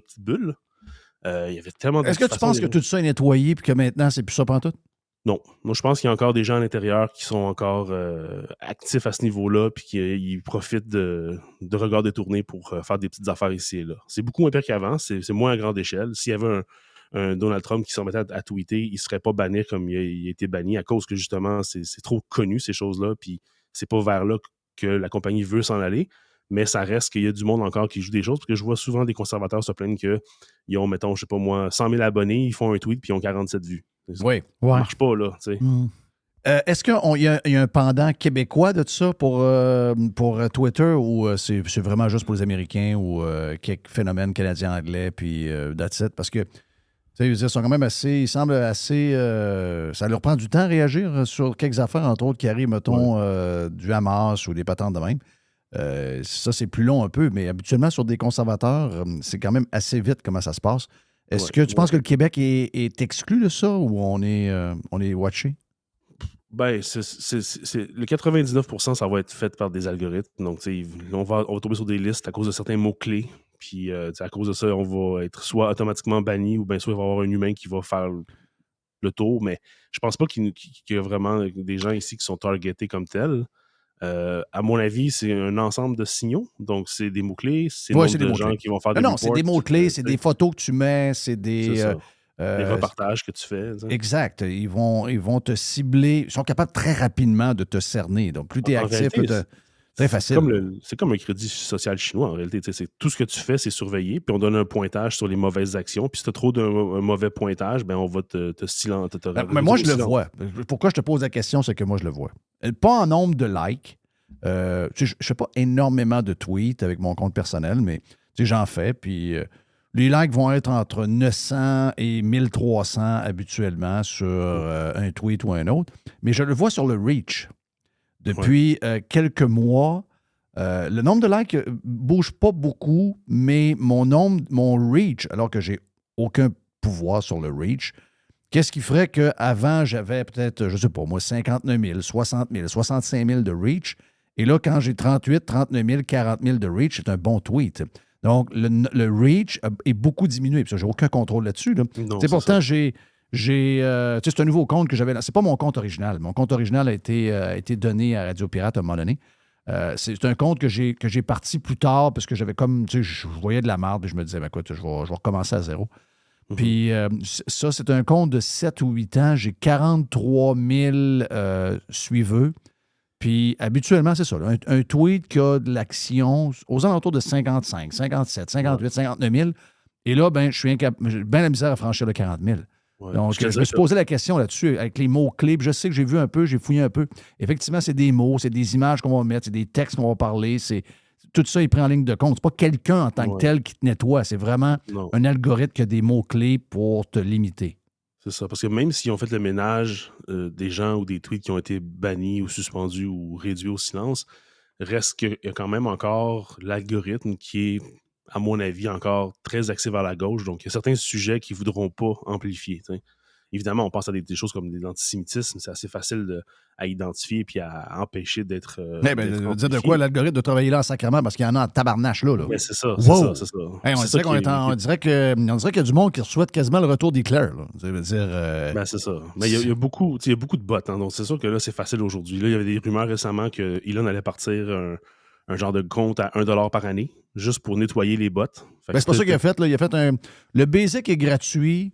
Il n'a pas fait ça encore. Il n'a pas fait ça encore. 2 pays. Il a fait un pays dans l'Asie, je ne sais plus, là, je pense, puis un autre. 2 pays qui en ce moment, c'est en test. Fait qu'il vérifie ça. Mais si un jour il réussit à faire ça, ça va nettoyer la plateforme énormément. Parce que au lieu d'avoir 500 fois le même tweet passé dans une semaine, il va arriver une fois, puis il va être facilement identifiable, puis il va être diminué à un point. Donc, juste de mettre un 99 cents par mois, une pièce. Puis... même pas, par année. Même par année. Juste parce que, tu sais, une carte de crédit, tu ne pourras pas activer 50 comptes Twitter avec cette carte-là, tu comprends? Je comprends très bien. Mettons, tu ne vas pas en faire 4 ou 5, il va mettre une limite, j'imagine. Là. Donc, il pourrait mettre ça à une pièce et 25 par année.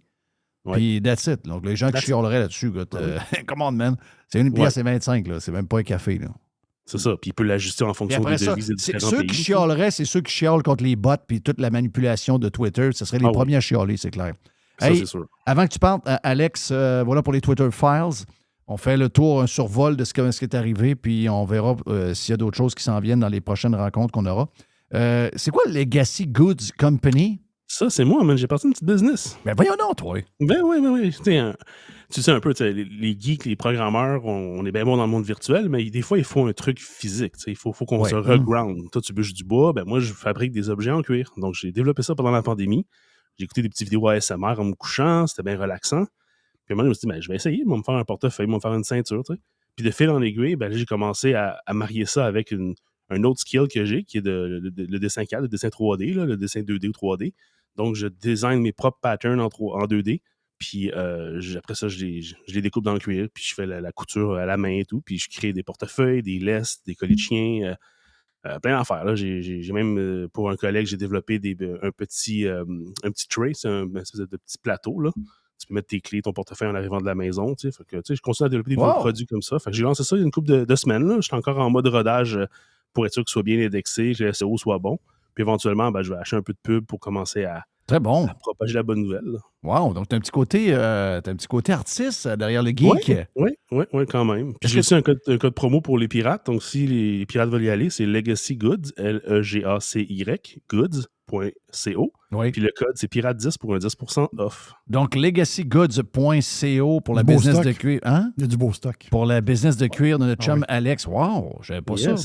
Est-ce que tu savais que tu avais un côté, un, entrepreneur, deux, plus artistique que tu pensais vu que tu étais un geek? Parce que j'ai souvent remarqué que dans les programmeurs, il y a beaucoup de gens qui sont justement... si vous étiez au monde il y a 20-25 ans, c'était les gens qui pognassaient le moteur de la tondeuse pour l'arranger ou encore qui grattaient de la guitare. Il y a des liens. Ça se peut-tu qu'il y a des liens entre ces gens-là puis les gens du temps? Ouais, ben il y a toujours un côté artistique avec les geeks. Ça, c'est vrai, je l'ai souvent vu. J'ai beaucoup de collègues qui sont musiciens. T'sais. Moi, personnellement, je gratte la guitare aussi. Donc, c'est différents trucs comme ça que tu vas chercher. Mais à un moment donné, tu arrives à un point où tu veux un échappatoire. Puis souvent, l'échappatoire, c'est drôle, mais il va être physique. Ça va être travailler le bois, faire la construction, créer quelque chose avec tes mains. Puis ben, plus souvent qu'autrement, comme je te dis, ça, c'est physique. Une pelle mécanique. Une pelle mécanique. Quelqu'un m'a envoyé une pelle hier. Il m'a dit, hey, 2000 heures, une Kubota, 2022 ou 2021, 43 000, tu fais. Tabarnak, j'étais chez qui? C'est normal. T'es shaké. Ben, c'est parce qu'en plus, tu peux l'avoir quasiment dans 4 ans, même prix. Ouais, Donc, c'est tu peux l'avoir, tu sais, à part l'entretien, un peu de diesel. Mais là, j'ai écrit à mon chum Sylvain. Sylvain dit ouais, mais là, t'as peu. Il faut savoir si telle affaire est correcte, telle affaire. Là. Bon, ouais. Je me suis dit, OK, ouais, il faut que j'achète ça à quelqu'un que je connais.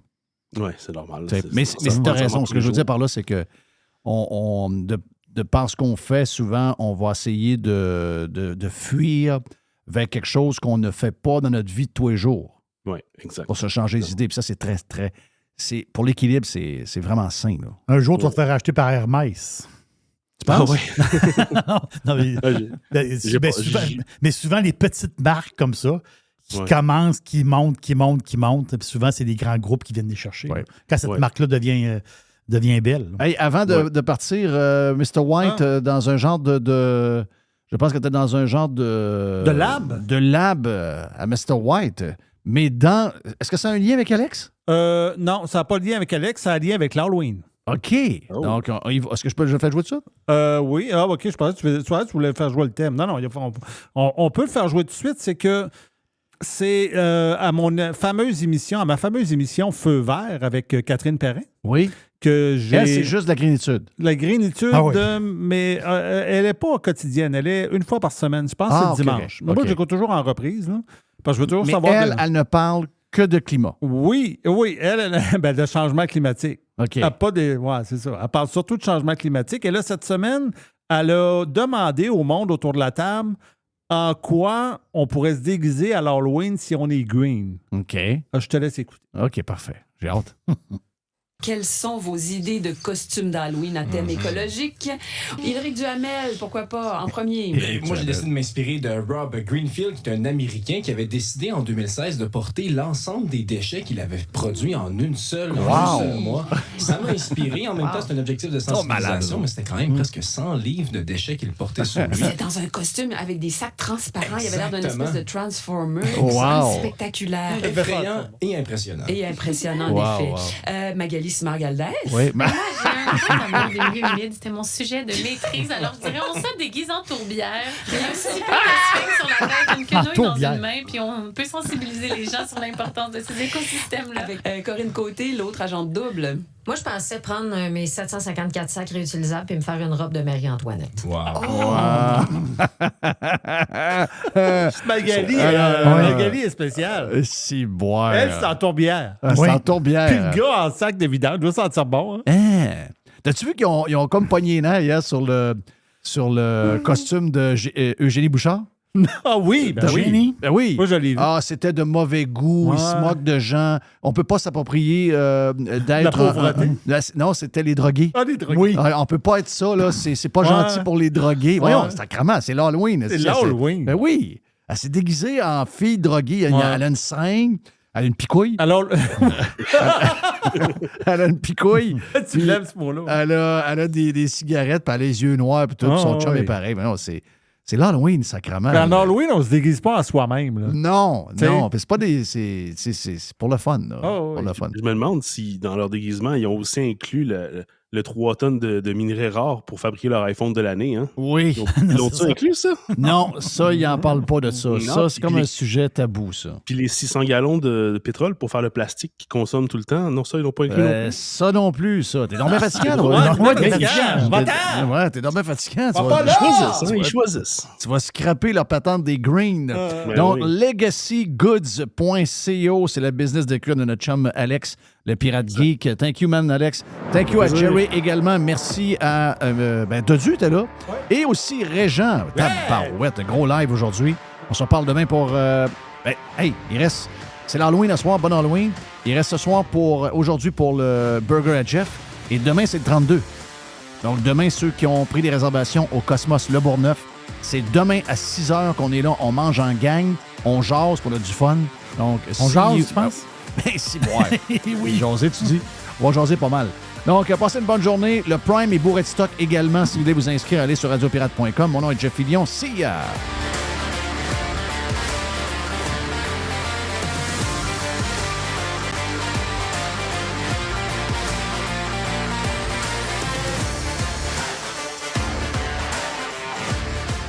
Come on, boys!